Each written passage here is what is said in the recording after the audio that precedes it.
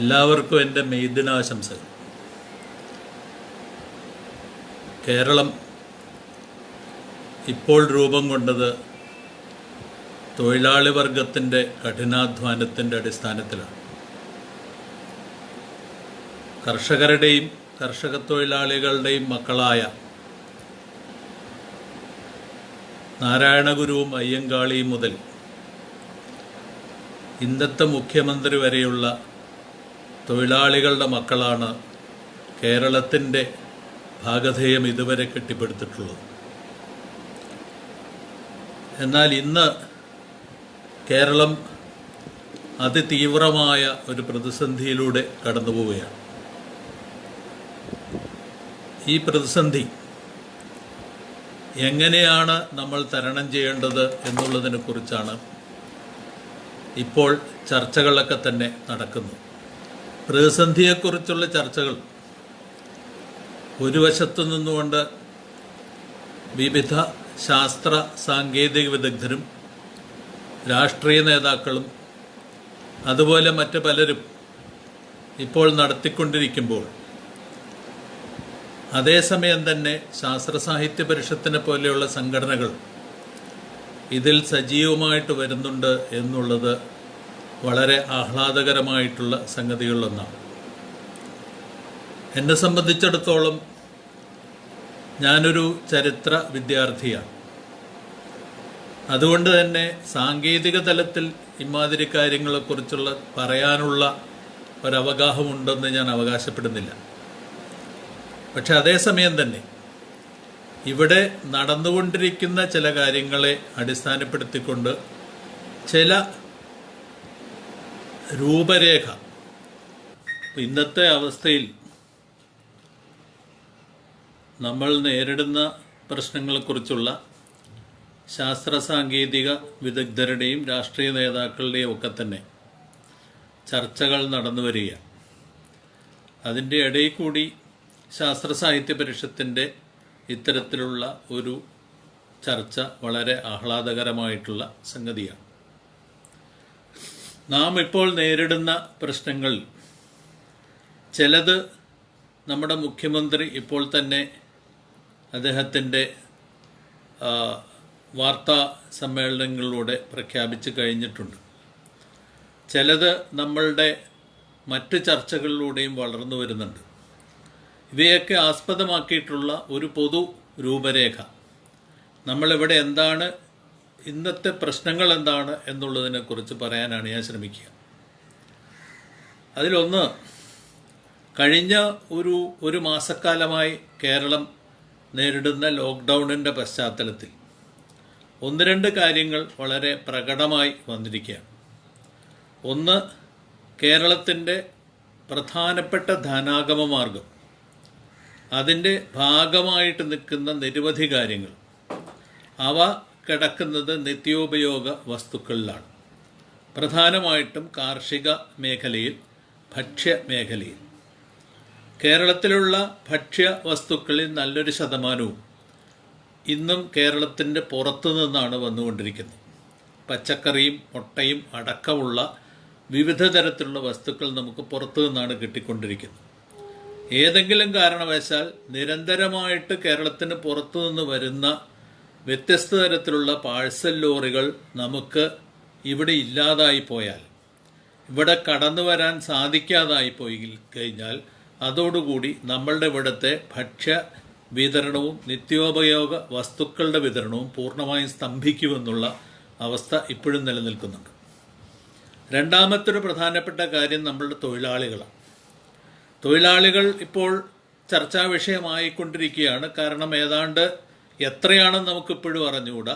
അത് വലിയൊരു ശതമാനം കേരളത്തിലുള്ള അടിസ്ഥാന അധ്വാനം നിർവഹിക്കുന്നത് കുടിയേറ്റ തൊഴിലാളികളെന്നും അതിഥി തൊഴിലാളികളെന്നും മറ്റും നമ്മൾ വിളിക്കുന്ന ആളുകൾ വഴിയായിട്ടാണ്. ഗവൺമെൻറ്റിൻ്റെ കണക്കനുസരിച്ച് 3,60,000 തൊഴിലാളികൾ ഇവിടെയുണ്ട് എന്നാണ് പറയുന്നത്. പക്ഷേ മറ്റു പലരും, പ്രധാനമായിട്ടും ഇതിൽ ഗവൺമെൻറ്റിൻ്റെ കണക്കിൽ പെടാത്ത ഒരുപാട് തൊഴിലാളികൾ കേരളത്തിൽ ഉണ്ടാകാം എന്നുള്ളത് കൊണ്ട് തന്നെ 7 ലക്ഷം വരെ ഈ കണക്ക് യഥാർത്ഥത്തിൽ വർദ്ധിക്കുന്നുണ്ട്. ഈ തൊഴിലാളികൾ എല്ലാവരും ഇവിടെ നിലനിൽക്കാൻ പോകുന്നവരല്ല. ഒരു വിഭാഗം ആളുകൾ പുറത്ത് തിരിച്ചു പോകും. തിരിച്ചുപോയി വന്നു കഴിഞ്ഞാൽ അവരെങ്ങനെ വിന്യസിക്കണമെന്നുള്ളതിനെക്കുറിച്ചുള്ള കൃത്യമായിട്ടുള്ള ധാരണ ഇപ്പോഴും നമുക്ക് ഉണ്ടായിട്ടില്ല. മറ്റൊരു വിഭാഗം ആളുകൾ പ്രവാസികളാണ്.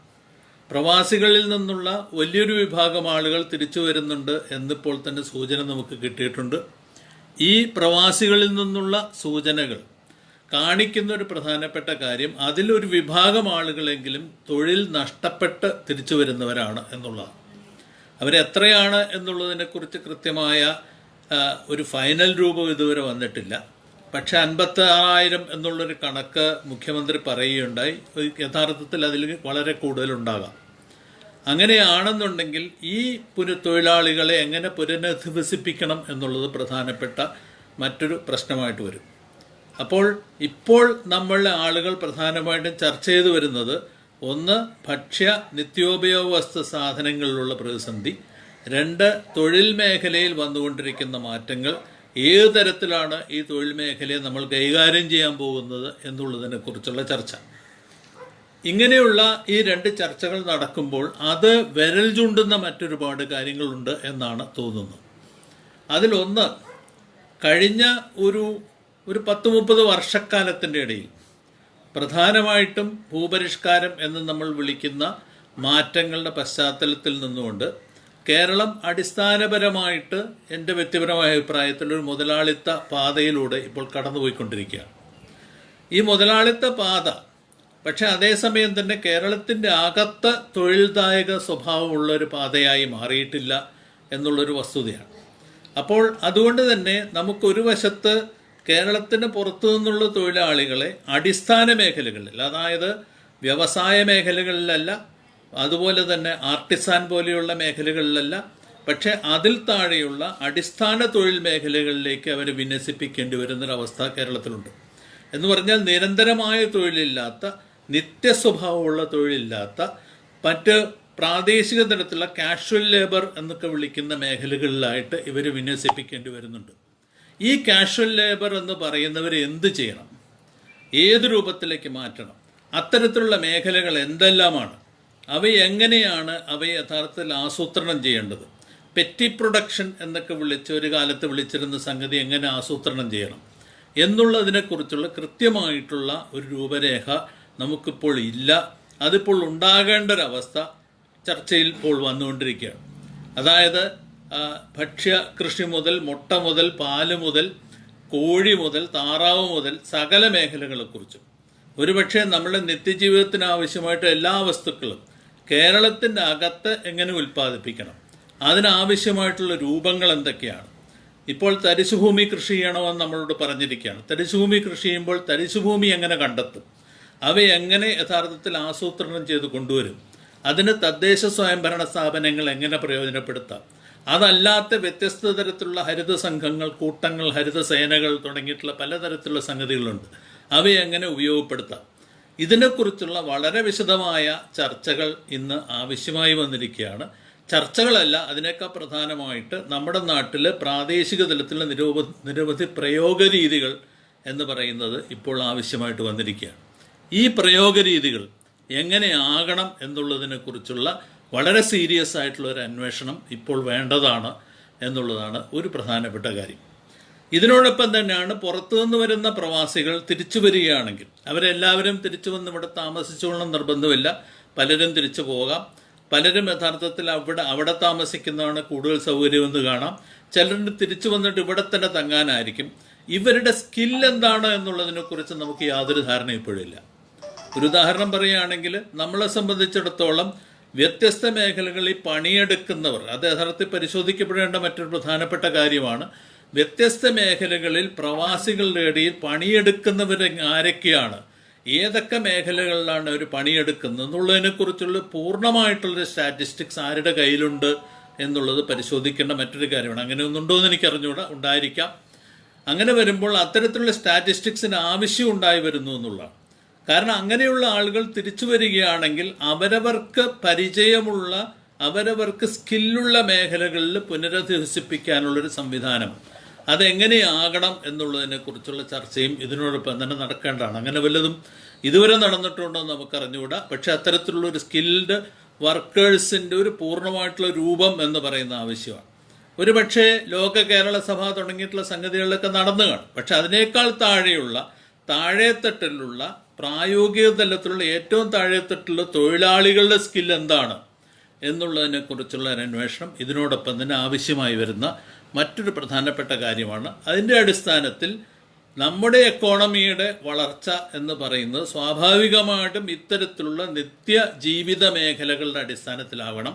ആ നിത്യജീവിത മേഖലകളിൽ നമ്മളുടെ മറ്റേ മലമ്പ്രദേശങ്ങളിലെ ഉൽപ്പന്നങ്ങളും അതുപോലെ തന്നെ കടലിലെ ഉൽപ്പന്നങ്ങളും കായലിലെ ഉൽപ്പന്നങ്ങളും നദികളിലെ ഉൽപ്പന്നങ്ങളും ഒക്കെ തന്നെ അതിൻ്റെ ഭാഗമായിട്ട് വരണം.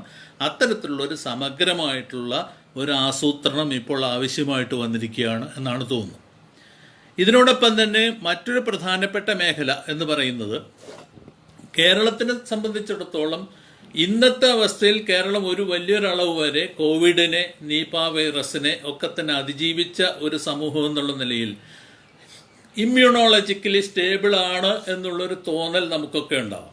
പക്ഷെ നമുക്കൊക്കെ അറിയാവുന്നൊരു കാര്യം, കഴിഞ്ഞ പരിഷത്തിൻ്റെ തന്നെയുള്ള പഠനങ്ങളിൽ തെളിയിക്കപ്പെട്ടിട്ടുള്ള ഒരു കാര്യം എന്ന് പറയുന്നത് മോർബിഡിറ്റിയുടെ കാര്യത്തിൽ, രോഗാതുരതയുടെ കാര്യത്തിൽ കേരളം വളരെ മുമ്പിലാണ് എന്നുള്ള കാര്യവും എല്ലാവർക്കും അറിയുന്ന. ഇപ്പോൾ നടക്കുന്ന അതിശക്തമായിട്ടുള്ള ഒരു വിജിലൻസ്, ജാഗ്രതയുടെ അടിസ്ഥാനത്തിൽ നമുക്ക് കുറച്ചൊക്കെ മുന്നോട്ട് വരാൻ കഴിഞ്ഞിട്ടുണ്ടെങ്കിൽ അതേസമയം തന്നെ ടോട്ടലായിട്ടുള്ള ഒരു ഇമ്മ്യൂണോളജിക്കലായിട്ടുള്ള ഒരു സ്റ്റെബിലിറ്റി നമ്മളെ സംബന്ധിച്ചിടത്തോളം ഉണ്ടോ? കേരളത്തിലെ സമൂഹത്തിന് അത്തരത്തിലുള്ള ഒരു ജൈവ പശ്ചാത്തലം, ജീവിത രീതിയുടേതായിട്ടൊരു പശ്ചാത്തലം നമുക്കുണ്ടായിട്ടുണ്ടോ എന്നുള്ളത് പരിശോധിക്കേണ്ട മറ്റൊരു പ്രധാനപ്പെട്ട കാര്യമാണ്. പ്രത്യേകിച്ച് ഇത് രണ്ട് കാരണങ്ങൾ കൊണ്ട് ഇതൊരു വളരെ പ്രധാനപ്പെട്ട കാര്യമായിട്ട് വരും. ഒന്ന്, കേരളത്തിലുള്ള നഗരങ്ങളുടെ വളർച്ചയുടെ പശ്ചാത്തലത്തിൽ അതിതീവ്രമായ മാലിന്യങ്ങൾ, നഗരത്തിലുള്ള ആൾക്കൂട്ടങ്ങൾ, അത് സൃഷ്ടിക്കുന്ന വാഹനങ്ങളുടെ പുക തുടങ്ങിയവയൊക്കെ കൂടി സൃഷ്ടിക്കുന്ന മാലിന്യങ്ങൾ, ഈ മാലിന്യങ്ങളുടെ പശ്ചാത്തലത്തിൽ ഉണ്ടായി വരുന്ന രോഗാതുരതയുടെ വളർച്ച എന്ന് പറയുന്നത് മറ്റൊരു പ്രധാനപ്പെട്ട പ്രശ്നമാണ് എന്ന് തോന്നുന്നു. അങ്ങനെ വരുമ്പോൾ നഗരങ്ങളിലെ ആൾക്കൂട്ടങ്ങളെ നിയന്ത്രിക്കണമെന്ന് നമ്മൾ പറയുമ്പോൾ ഇമ്മ്യൂണോളജിക്കലായിട്ടുള്ളൊരു ബാലൻസ് ഈ പറയുന്ന സമൂഹത്തിന് ഉണ്ടാക്കിക്കൊണ്ടുവരേണ്ടുന്നൊരാവശ്യം നമ്മളെ സംബന്ധിച്ചിടത്തോളം ഉണ്ട്. ആ ബാലൻസ് ഉണ്ടാക്കിക്കൊണ്ടുവരണമെങ്കിൽ സ്വാഭാവികമായിട്ടും നമ്മളുടെ ഭക്ഷണത്തിൻ്റെ, പോഷകാഹാരത്തിൻ്റെ, ആരോഗ്യശീലങ്ങളുടെ ഒക്കെ തന്നെ വളർച്ച പ്രത്യേകിച്ച് ഇളം പ്രായത്തിൽ തന്നെ കുട്ടികളുടെ ഇടയിൽ തന്നെ വളർത്തിക്കൊണ്ടുവരേണ്ടുന്ന ഒരു പ്രസക്തി ഉണ്ടെന്നു.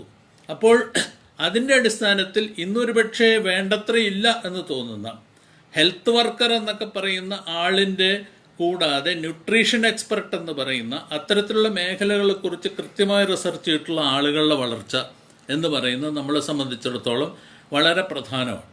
ആ പ്രാധാന്യം എന്ന് പറയുന്ന ഉൾക്കൊണ്ടുകൊണ്ട് ഒരുപക്ഷെ ഒരു പബ്ലിക് ഹെൽത്തിനെ കുറിച്ചുള്ള മറ്റൊരു കാഴ്ചപ്പാട്, ഒരു സോഷ്യൽ ഹെൽത്ത് എന്ന് പറയുന്നൊരു കാഴ്ചപ്പാടിൻ്റെ അടിസ്ഥാനത്തിൽ പബ്ലിക് ഹെൽത്തിനെ റീഓറിയൻറ്റ് ചെയ്യുക എന്ന് പറയുന്ന ആവശ്യമായി തീരും.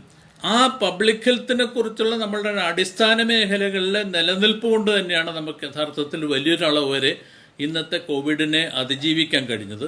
ഈ പബ്ലിക് ഹെൽത്ത് പ്രോഗ്രാമിനെ എങ്ങനെ സോഷ്യൽ ഹെൽത്ത് അതുപോലെ തന്നെ സോഷ്യൽ റെസിലിയൻസ് പ്രോഗ്രാംസ് ആക്കി എങ്ങനെ മാറ്റിക്കൊണ്ടുവരാം, എങ്ങനെയാണ് സാമൂഹ്യ അതിജീവന പ്രക്രിയകളായിട്ട് എങ്ങനെ മാറ്റിക്കൊണ്ടുവരാം എന്നുള്ളത് ഇതിനോടൊപ്പം തന്നെ വളരെ പ്രധാനമായിട്ട് വരേണ്ട മറ്റൊരു കാര്യമാണ്.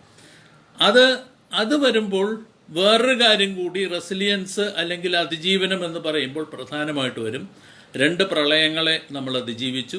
മൂന്നാമതൊരു പ്രളയം ഉണ്ടാവില്ല എന്നാരും പറയുന്നില്ല. ഇനി ഉണ്ടാകാം, ഉണ്ടാകാതിരിക്കാം, നമുക്ക് അറിഞ്ഞുകൂടാ.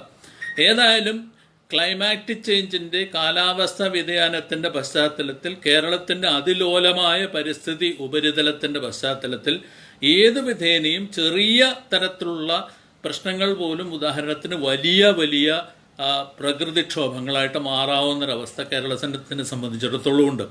ഒരു ചെറിയ മഴ 2 ദിവസം പെയ്തപ്പോൾ തന്നെ തിരുവനന്തപുരത്തെ ഒരു പ്രദേശത്തിലുള്ള ഒരു കോളനി മുഴുവൻ വെള്ളത്തിൻ്റെ അടിയിൽ പോകുന്ന അവസ്ഥയുണ്ട്. ഇങ്ങനെ ഒരു അവസ്ഥ ഉണ്ടായിത്തീർന്നു കഴിഞ്ഞാൽ അതിൻ്റെ പശ്ചാത്തലത്തിൽ ഏത് തരത്തിലുള്ള ഒരു ദുരന്ത അതിജീവനം എന്ന് ഞാൻ പറയില്ല, അതിനൊക്കെ പ്രധാനമായിട്ടൊരു സാമൂഹ്യ അതിജീവനത്തിൻ്റെ രൂപങ്ങൾ. ഞാൻ പറയുന്നത് സാധാരണ പറയാറുള്ള ഒരു ഡിസാസ്റ്റർ മാനേജ്മെൻറ്റ് എന്നുള്ളതല്ല, പക്ഷെ അതിനേക്കാൾ അപ്പുറം പോയിട്ട് ഒരു സാമൂഹ്യ അതിജീവനത്തിൻ്റെ സോഷ്യൽ റെസിലിയൻസിൻ്റെ പ്രോഗ്രാം എന്നുള്ള രീതിയിൽ കുട്ടികളുടെ തലത്തിൽ നിന്ന് പഠിപ്പിച്ചു കൊണ്ടുവരുന്ന രീതി നമുക്കുണ്ടാക്കാൻ കഴിയുമോ? അതിൻ്റെ പശ്ചാത്തലത്തിൽ നിശ്ചിത രൂപങ്ങളിൽ ഈ പറയുന്ന ഏത് തരത്തിലുള്ള പ്രകൃതിക്ഷോഭങ്ങളെയും ഒക്കെ തന്നെ അതിജീവിക്കുന്ന തരത്തിലുള്ള പൂർണ്ണമായിട്ടുള്ളൊരു സ്പേഷ്യൽ സ്ഥല ജല ആസൂത്രണത്തിൻ്റെ രൂപങ്ങൾ സൃഷ്ടിക്കാൻ കഴിയുമോ എന്നുള്ളത് ഇതുപോലെ തന്നെ ഗൗരവപൂർണമായി പരിശോധിക്കേണ്ട മറ്റൊരു പ്രധാനപ്പെട്ട കാര്യമാണ് തോന്നുന്നു. ഈ സോഷ്യൽ പ്ലാനിങ്ങിൻ്റെ തലം വരുമ്പോഴാണ് അർബനൈസേഷൻ എന്ന് ഞാൻ മുമ്പ് പറഞ്ഞ പ്രശ്നത്തിന് വളരെ ഗൗരവമുള്ളൊരു തലം ഉണ്ടായി വരുന്നത്. കാരണം കേരളത്തിനെ സംബന്ധിച്ചിടത്തോളം എല്ലാ കാലത്തിലും തീരപ്രദേശത്ത് നഗരങ്ങളുണ്ടായിരുന്നു, പട്ടണങ്ങളുണ്ടായിരുന്നു. പക്ഷേ 30%, ഒരുപക്ഷെ കേരളത്തിലെ ജനസമൂഹത്തിൽ 1/3 ഭാഗം നഗരങ്ങളിൽ താമസിക്കുന്ന ഒരു അവസ്ഥ ഇതിനു മുമ്പ് കേരള ചരിത്രത്തിൽ തന്നെ ഒരു കാലഘട്ടത്തിൽ ഉണ്ടായിട്ടില്ല. എന്ന് മാത്രമല്ല, കോവിഡ് എന്ന് പറയുന്നത് ഒരു മിഡിൽ ക്ലാസ് ഡിസീസായിട്ടാണ് വളർന്നു വന്നിരിക്കുന്നത്. അത് ലോകമൊട്ടാകെ പടരുന്നത് നഗരങ്ങളിലാണ്. ഈ നഗരങ്ങളിലുണ്ടായി വരുന്ന വൻതോതിലുള്ള പടർച്ച എന്ന് പറയുന്നത് നഗരങ്ങളെ കേന്ദ്രീകരിച്ചുണ്ടാവുന്ന ന്യൂയോർക്ക് അല്ലെങ്കിൽ ന്യൂജേഴ്സി, വുഹാൻ, അല്ലെങ്കിൽ ഇറ്റലിയിലെ ലൊംബാർഡി, സ്പെയിനിലെ മാദ്രിദിന് ചുറ്റുമുള്ള സ്ഥലങ്ങൾ, അങ്ങനെയൊക്കെയുള്ള രീതിയിൽ നഗരങ്ങളെ കേന്ദ്രീകരിച്ചുള്ള വൻതോതിലുള്ള വ്യാപനം എന്ന് പറയുന്നത് കാണിക്കുന്നത് ഈ നഗരവൽകൃതമായ ഒരുപക്ഷെ ഒരു ക്യാപിറ്റലിസ്റ്റ് ക്രൗഡിങ്ങിൻ്റെ ഒരു വലിയ ആൾക്കൂട്ട വ്യവസ്ഥ വളർന്നു വരുന്നതിൻ്റെ പശ്ചാത്തലത്തിൽ ഉണ്ടായി വരുന്ന ഒരു ഒരു ഒരു വ്യാധിയല്ലേ ഇതെന്ന് സംശയിക്കേണ്ട ഒരു കാര്യം മാത്രമാണ് ഞാൻ ഇവിടെ പറയുന്നത്. ഞാനതിൻ്റെ ഒരു എക്സ്പെർട്ടൊന്നുമല്ല, പക്ഷേ ഞാനിവിടെ അത്തരത്തിലുള്ള സംഗതി പറയാൻ ശ്രമിക്കുക. അങ്ങനെ വരുമ്പോൾ നമുക്ക് നഗരവൽക്കരണം ഇതേ രൂപത്തിൽ ആവശ്യമുണ്ട്. ഇങ്ങനെ തന്നെ കൊച്ചിയെ പോലെയുള്ള നഗരത്തിന് ഒരു ഓവർ ക്രൗഡഡ് നഗരമായിട്ടാണോ വളർന്നു വരേണ്ടത്? അല്ലെങ്കിൽ കോഴിക്കോട് പോലെയുള്ള നഗരം അത്തരത്തിൽ ചില പ്രത്യേക സ്ഥലങ്ങളിൽ ഓവർ ക്രൗഡിംഗ് ഉള്ള നഗരമായിട്ടാണോ വളർന്നു വരേണ്ടത്? ഏത് തരത്തിലുള്ള പ്ലാനിംഗ് ആണ് അതിനാവശ്യം? എങ്ങനെയാണ് ആളുകളുടെ മറ്റേ വീടുകളുടെ ഭവന സമുച്ചയങ്ങളൊക്കെ തന്നെ എങ്ങനെ ആസൂത്രണം ചെയ്യണം? ഇങ്ങനെയൊക്കെയുള്ള കാര്യങ്ങൾ, ഗ്രീൻ ഏരിയാസ് എവിടെയൊക്കെ വേണം. അതുപോലെ തന്നെ ചില പ്രത്യേക പ്രദേശങ്ങളിൽ ഇപ്പോൾ സൂചിപ്പിക്കുന്ന പോലെ പച്ചക്കറി കൃഷിയും നിത്യോപയോഗ വസ്തുക്കളുടെ കൃഷിയും അടക്കമുള്ള സംഗതികളിൽ നഗരങ്ങളിലേക്ക് വ്യാപിപ്പിച്ച് അവിടെ ഗ്രീനറി ഏരിയാസ് ഉണ്ടാക്കാനായിട്ട് കഴിയും. ഇങ്ങനെയൊക്കെയുള്ള രീതികൾ ഒരു പക്ഷേ നഗരങ്ങളെ സംബന്ധിച്ച് പൂർണ്ണ വളർത്തിക്കൊണ്ട് വരുമെന്ന് തോന്നുന്നു. ഇപ്പോഴത്തെ പോലെ കുറേ ടൗൺ പ്ലാനേഴ്സിൻ്റെയും ബിൽഡേഴ്സിൻ്റെയും കയ്യിലേക്ക് നഗരങ്ങളിൽ വിടുക എന്ന് പറയുന്നത് ഒരു പക്ഷേ ഭാവിയിൽ നമ്മളുടെ ജീവിതത്തിനെ സംബന്ധിച്ചിടത്തോളം ശുഭോദർക്കമായിരിക്കില്ല എന്നുള്ളതാണ് ഇവിടെ മറ്റൊരു കാര്യം ഇവിടെ സൂചിപ്പിക്കാനുള്ളത്. പിന്നെ ഏറ്റവും പ്രധാനപ്പെട്ടതെന്ന് എനിക്ക് തോന്നുന്ന ഒരു സംഗതി ഇപ്പോൾ തന്നെ ചർച്ച ചെയ്യപ്പെടുന്നൊരു കാര്യമാണ് വിദ്യാഭ്യാസത്തിൻ്റെ പ്രശ്നം. പലരും കാണുന്നത് ഇത് ക്ലാസ് തീർന്നില്ല, ക്ലാസ് പരീക്ഷ നടത്താൻ കഴിയുന്നില്ല, അല്ലെങ്കിൽ അക്കാദമിക് തലത്തിൽ കലണ്ടർ ശരിയാവുന്നില്ല, സെപ്റ്റംബർ UGC തുടങ്ങാൻ പറയുന്നു എന്നുള്ള പ്രശ്നം. നമ്മളത് മാത്രമല്ല കാണേണ്ടതെന്ന് തോന്നുന്നു.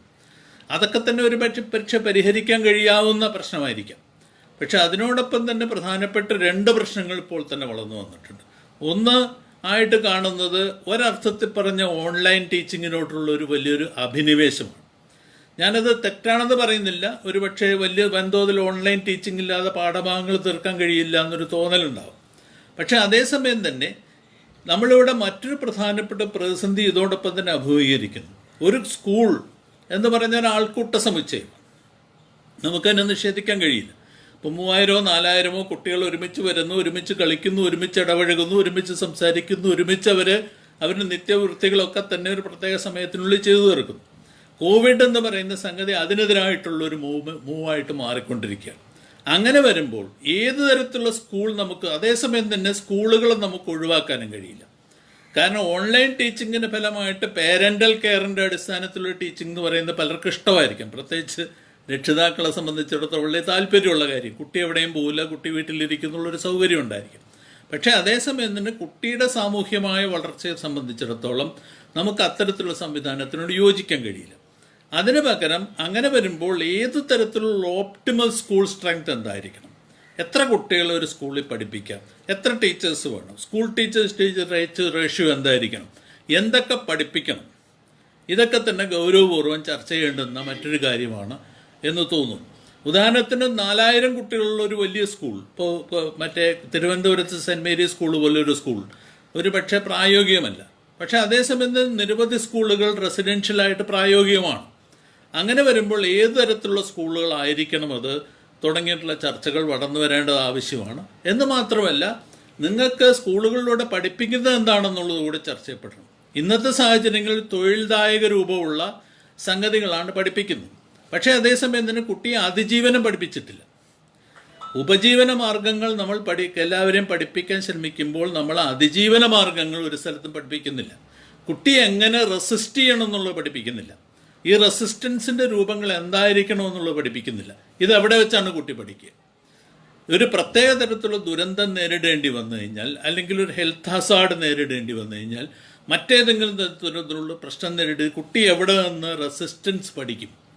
അത് ആര് പഠിപ്പിക്കും? ഇതെനിക്ക് തോന്നുന്ന വളരെ ഗൗരവമുള്ളൊരു പ്രശ്നമാണ്. ആ പ്രശ്നത്തിൻ്റെ അടിസ്ഥാനത്തിൽ സ്കൂൾ കരിക്കുലത്തിൻ്റെ ഒരു പൂർണ്ണമായിട്ടുള്ള രൂപഭേദം തന്നെ ചിലപ്പോൾ വേണ്ടി വരും. അങ്ങനെയുള്ളൊരു ഭേദത്തിനെ കുറിച്ച് ആലോചിച്ച് തുടങ്ങണം എന്നുള്ളതാണ് പറയാനുള്ള മറ്റൊരു പ്രധാനപ്പെട്ട കാര്യം. ചിലപ്പോൾ അതിന് പറ്റുന്ന ടീച്ചേഴ്സും ചിലപ്പോൾ ഇപ്പോഴുള്ള ടീച്ചേഴ്സ് ആയിക്കൊള്ളണമെന്നില്ല. കാരണം ഇപ്പോഴുള്ള ടീച്ചേഴ്സിനെ യഥാർത്ഥത്തിൽ ഇതെല്ലാം പഠിപ്പിക്കാൻ കഴിയുമെന്ന് എനിക്ക് അറിഞ്ഞുകൂടാ. അങ്ങനെ വരുമ്പോൾ അതിന് പറ്റുന്ന ടീച്ചേഴ്സ് ആരാണെന്നുള്ളത് കൂടി നമ്മൾ അന്വേഷിച്ച് കണ്ടെത്തേണ്ടി വരും. അത്തരത്തിലുള്ള ഒരു അന്വേഷണം ഒരുപക്ഷെ ഇതിനെക്കുറിച്ച് വേണ്ടിവരും എന്നുള്ളതാണ് മറ്റൊരു പ്രധാനപ്പെട്ട കാര്യം. ഇനി ഞാൻ അധികം നീട്ടാനായിട്ട് ശ്രമിക്കുന്നില്ല. ഒരുപാട് നീട്ടാൻ എനിക്ക് ആഗ്രഹമില്ല. ഞാനിവിടെ പറയാൻ ശ്രമിക്കുന്ന 1-2 കാര്യങ്ങൾ കൂടി ഇവിടെ പറഞ്ഞ് അവസാനിപ്പിക്കാം. പിന്നീട് ചർച്ചകൾ എന്തെങ്കിലും ഉണ്ടെങ്കിൽ, ചോദ്യോത്തരം അങ്ങനെ വല്ലതും ഉണ്ടെങ്കിൽ അപ്പോൾ പറയാമെന്ന് തോന്നും. അതിലൊന്ന്, ഇത്തരത്തിലുള്ള കാര്യങ്ങൾ ഇപ്പോൾ ഫുഡ് സെക്യൂരിറ്റിയുടെ ആയാലും അതുപോലെ തന്നെ തൊഴിൽദായക രൂപങ്ങളുടെ ആയാലും തൊഴിലെങ്ങനെ വിന്യസിപ്പിക്കണമെന്നുള്ളതിൻ്റെ കാര്യത്തിലായാലും അർബൻ റൂറൽ ഡിഫറൻസസ്, അങ്ങനെ ഒരു ഡിഫറൻസ് ഉണ്ടെങ്കിൽ അതെങ്ങനെ മാനേജ് ചെയ്യണം എന്നുള്ളതിനെ പറ്റിയായാലും, ഇമ്മ്യൂണോളജിക്കൽ പ്രൊഫൈൽ എന്താണെന്നുള്ളതിനെക്കുറിച്ചായാലും, അതിനോടൊപ്പം തന്നെ അത്തരത്തിലുള്ള കാര്യങ്ങൾ പറയുമ്പോൾ ഇതിൽ ഒരാൾ സൂചിപ്പിച്ചിരിക്കുന്ന പോപ്പുലേഷൻ കൺട്രോൾ എന്ന് പറയുന്നൊരു ഘടകം കൂടിയുണ്ടെന്ന് സൂചിപ്പിക്കുന്നു. പക്ഷെ അവിടെ പോപ്പുലേഷൻ കൺട്രോളിനെ കുറിച്ച് ഒരു വാചകം മാത്രം ഞാൻ അവിടെ പറയുകയാണ്. പിന്നീട് വേണമെങ്കിൽ കൂടുതൽ ഇത് ചെയ്യാം. അതായത് പോപ്പുലേഷൻ കൺട്രോൾ എന്ന് പറയും, നമ്മളെ സംബന്ധിച്ചിടത്തോളം നമ്മളൊരു ഓപ്റ്റിമം പോപ്പുലേഷൻ ലെവലിൽ ഇപ്പോൾ എത്തി നിൽക്കുകയാണ്. ഈ ഓപ്റ്റിമം പോപ്പുലേഷനിൽ കൂടാൻ ഇപ്പോൾ പ്രവാസികളെല്ലാം കൂടി തിരിച്ചു വന്നാൽ ഒഴിച്ച്, പ്രവാസികളെല്ലാം കൂടി തിരിച്ചു വരികയും അത്തരത്തിലുണ്ടാകുന്നൊരു ഓവർ പോപ്പുലേഷൻ ഉണ്ടായി വരികയും ചെയ്താൽ ഒഴിച്ച് മറ്റ് സാഹചര്യങ്ങളിൽ ഒരു പോപ്പുലേഷൻ എക്സ്പ്ലോഷൻ എന്നുള്ള തലം നമുക്ക് കടന്നു കഴിഞ്ഞിരിക്കുന്നു എന്നാണ് തോന്നുന്നത്. ഈ പോപ്പുലേഷൻ, നിലവിലുള്ള പോപ്പുലേഷൻ എങ്ങനെ ഓപ്റ്റിമലായിട്ട് മാനേജ് ചെയ്യുക എന്നുള്ളതാണ് പ്രധാനപ്പെട്ട പ്രശ്നം. അങ്ങനെ വരുമ്പോൾ പോപ്പുലേഷൻ കൺട്രോൾ എന്നുള്ളതിനൊക്കെ കൂടുതൽ പോപ്പുലേഷൻ മാനേജ്മെൻറ്റ്, ഏത് തരത്തിൽ പോപ്പുലേഷനെ വിന്യസിപ്പിക്കണം എന്നുള്ളത് കൂടി ചിലപ്പോൾ ചർച്ച ചെയ്യേണ്ടി വരും എന്നുള്ളതാണ് അവിടെ പ്രധാനമായിട്ട് വരുന്നത്.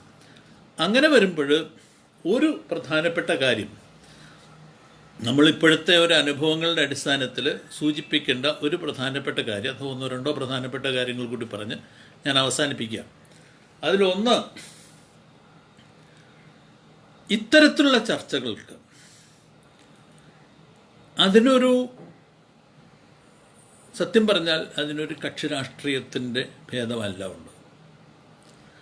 അത് ദൗർഭാഗ്യകരമെന്ന് പറയട്ടെ, നമ്മുടെ നാട്ടിലുള്ള ചർച്ചകൾ ആരെന്ത് ചർച്ച ചെയ്ത് കഴിഞ്ഞാലും അത് കക്ഷി രാഷ്ട്രീയത്തിൻ്റെ അടിസ്ഥാനത്തിലാവും അത് അവസാനം എത്തിച്ചേരുക എന്നുള്ളത് കൊണ്ട് അതിന് ആ സ്വഭാവം ഇപ്പോൾ വന്നു ചേർന്നിരിക്കുകയാണ്. അതൊരു പക്ഷേ വളരെ ദൗർഭാഗ്യകരമായൊരവസ്ഥയാണ്. ഇങ്ങനെയുള്ള പ്രശ്നങ്ങൾ യഥാർത്ഥത്തിലൊരു സോഷ്യൽ ഡിസ്കഷൻ്റെ രൂപത്തിൽ, അതിനെക്കുറിച്ച് അഭിപ്രായ വ്യത്യാസങ്ങളുണ്ടാവും.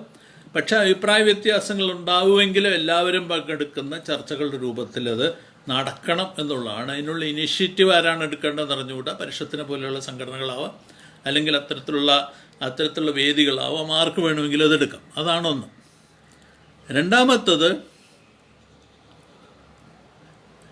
രണ്ടാമത്തെ അതിനോടൊപ്പം തന്നെ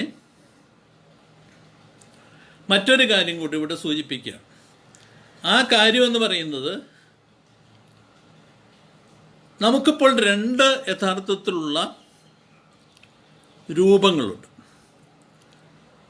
രണ്ട് പ്രധാനത്തിലുള്ള രൂപങ്ങളെന്ന് പറഞ്ഞു കഴിഞ്ഞാൽ, ഒന്ന് പ്രൈവറ്റ് എൻ്റർപ്രൈസിൻ്റെ രൂപം. ഞാനിവിടെ പറയാൻ ശ്രമിക്കുന്നത്, പ്രൈവറ്റ് എൻ്റർപ്രൈസ് ഞാൻ ഉദ്ദേശിക്കുന്നത്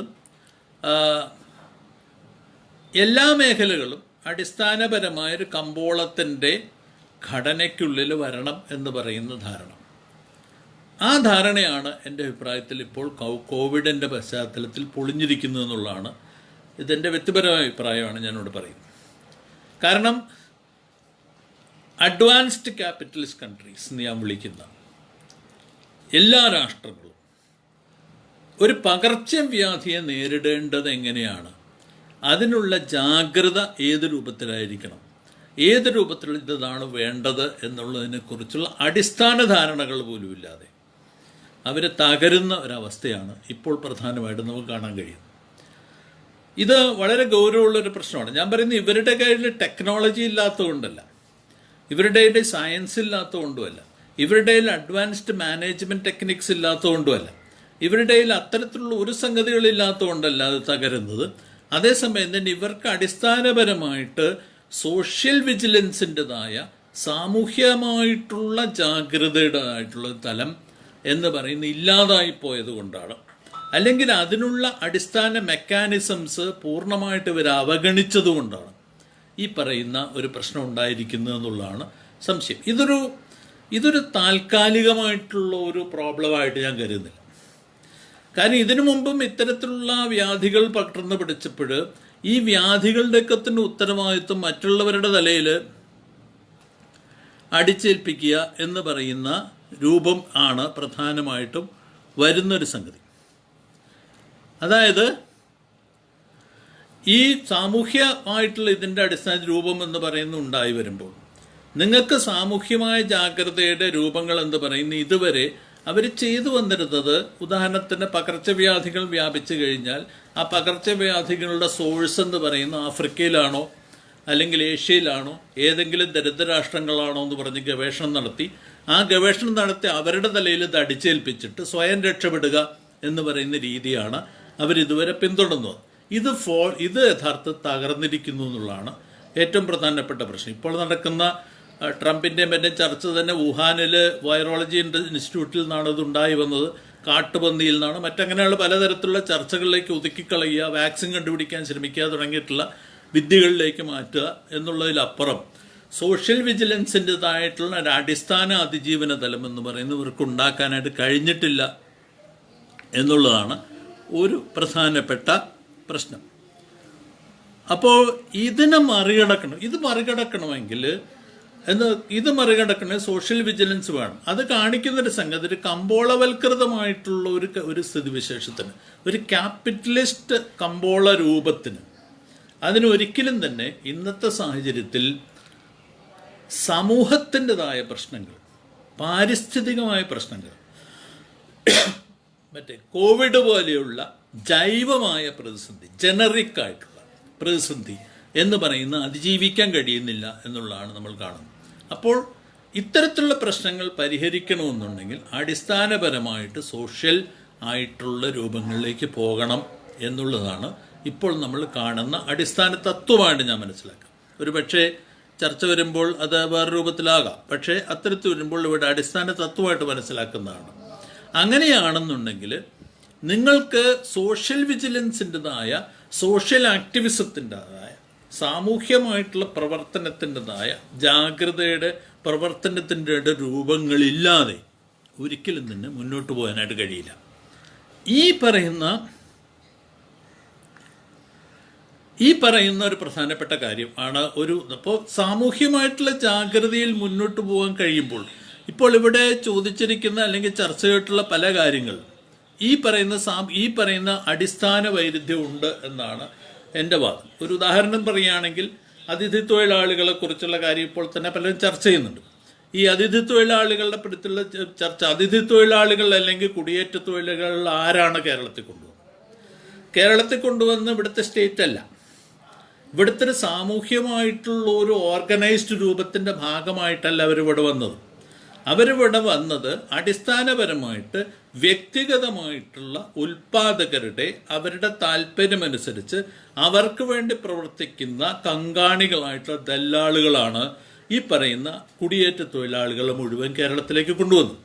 ഈ പറയുന്ന കുടിയേറ്റ തൊഴിലാളികളെ കേരളത്തിലേക്ക് കൊണ്ടുവരുമ്പോൾ അവരെ ലേബർ മറ്റേ ഓഫീസിലോ അല്ലെങ്കിൽ പോലീസ് സ്റ്റേഷനിലോ മറ്റോ തന്നെ അവരെ രജിസ്റ്റർ ചെയ്യിക്കുക തുടങ്ങിയ പണികളൊന്നും പലരുടെ കാര്യം നടന്നിട്ടില്ല. അങ്ങനെ വരുമ്പോൾ ഈ പറയുന്ന ആളുകളെന്ന് പറയുന്നവർ ഇപ്പോൾ മാത്രമാണ് ഒരു സ്റ്റേറ്റിൻ്റെ നോട്ടീസിലേക്ക് വരുന്നത്.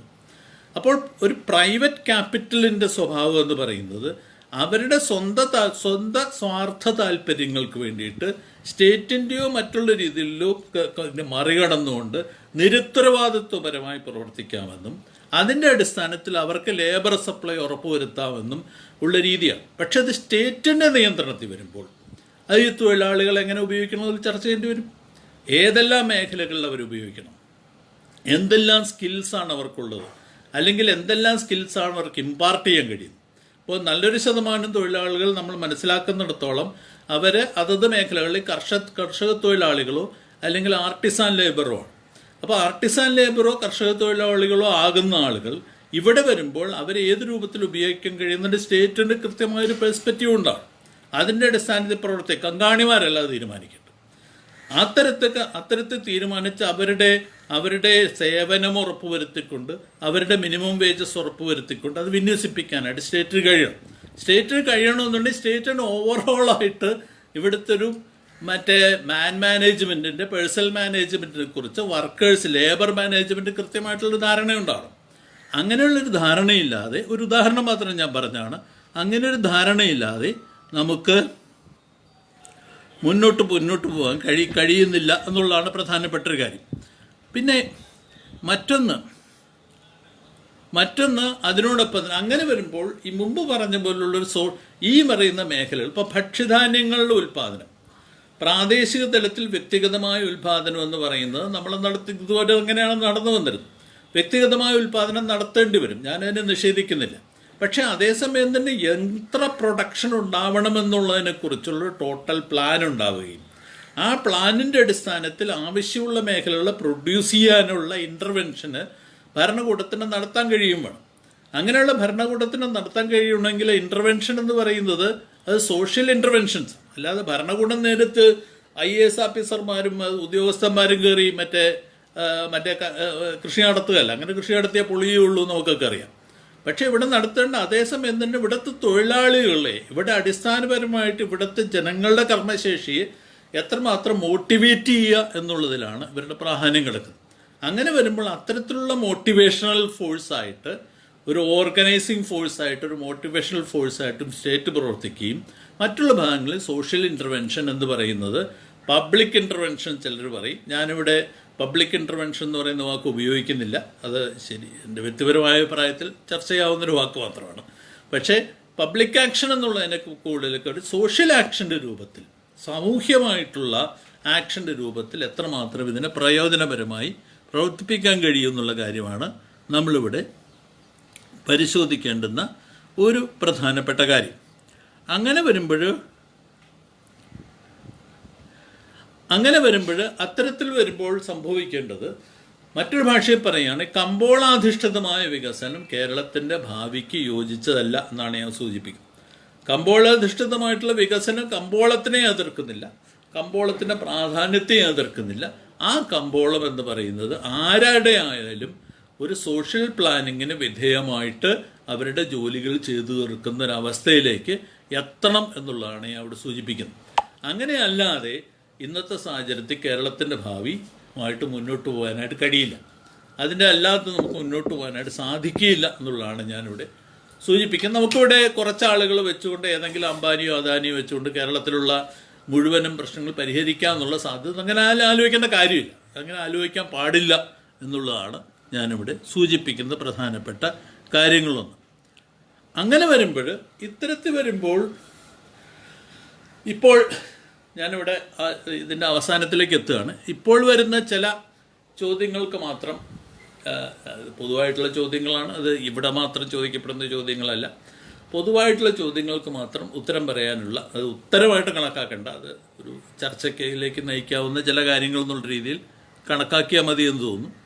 അതിലൊന്ന്,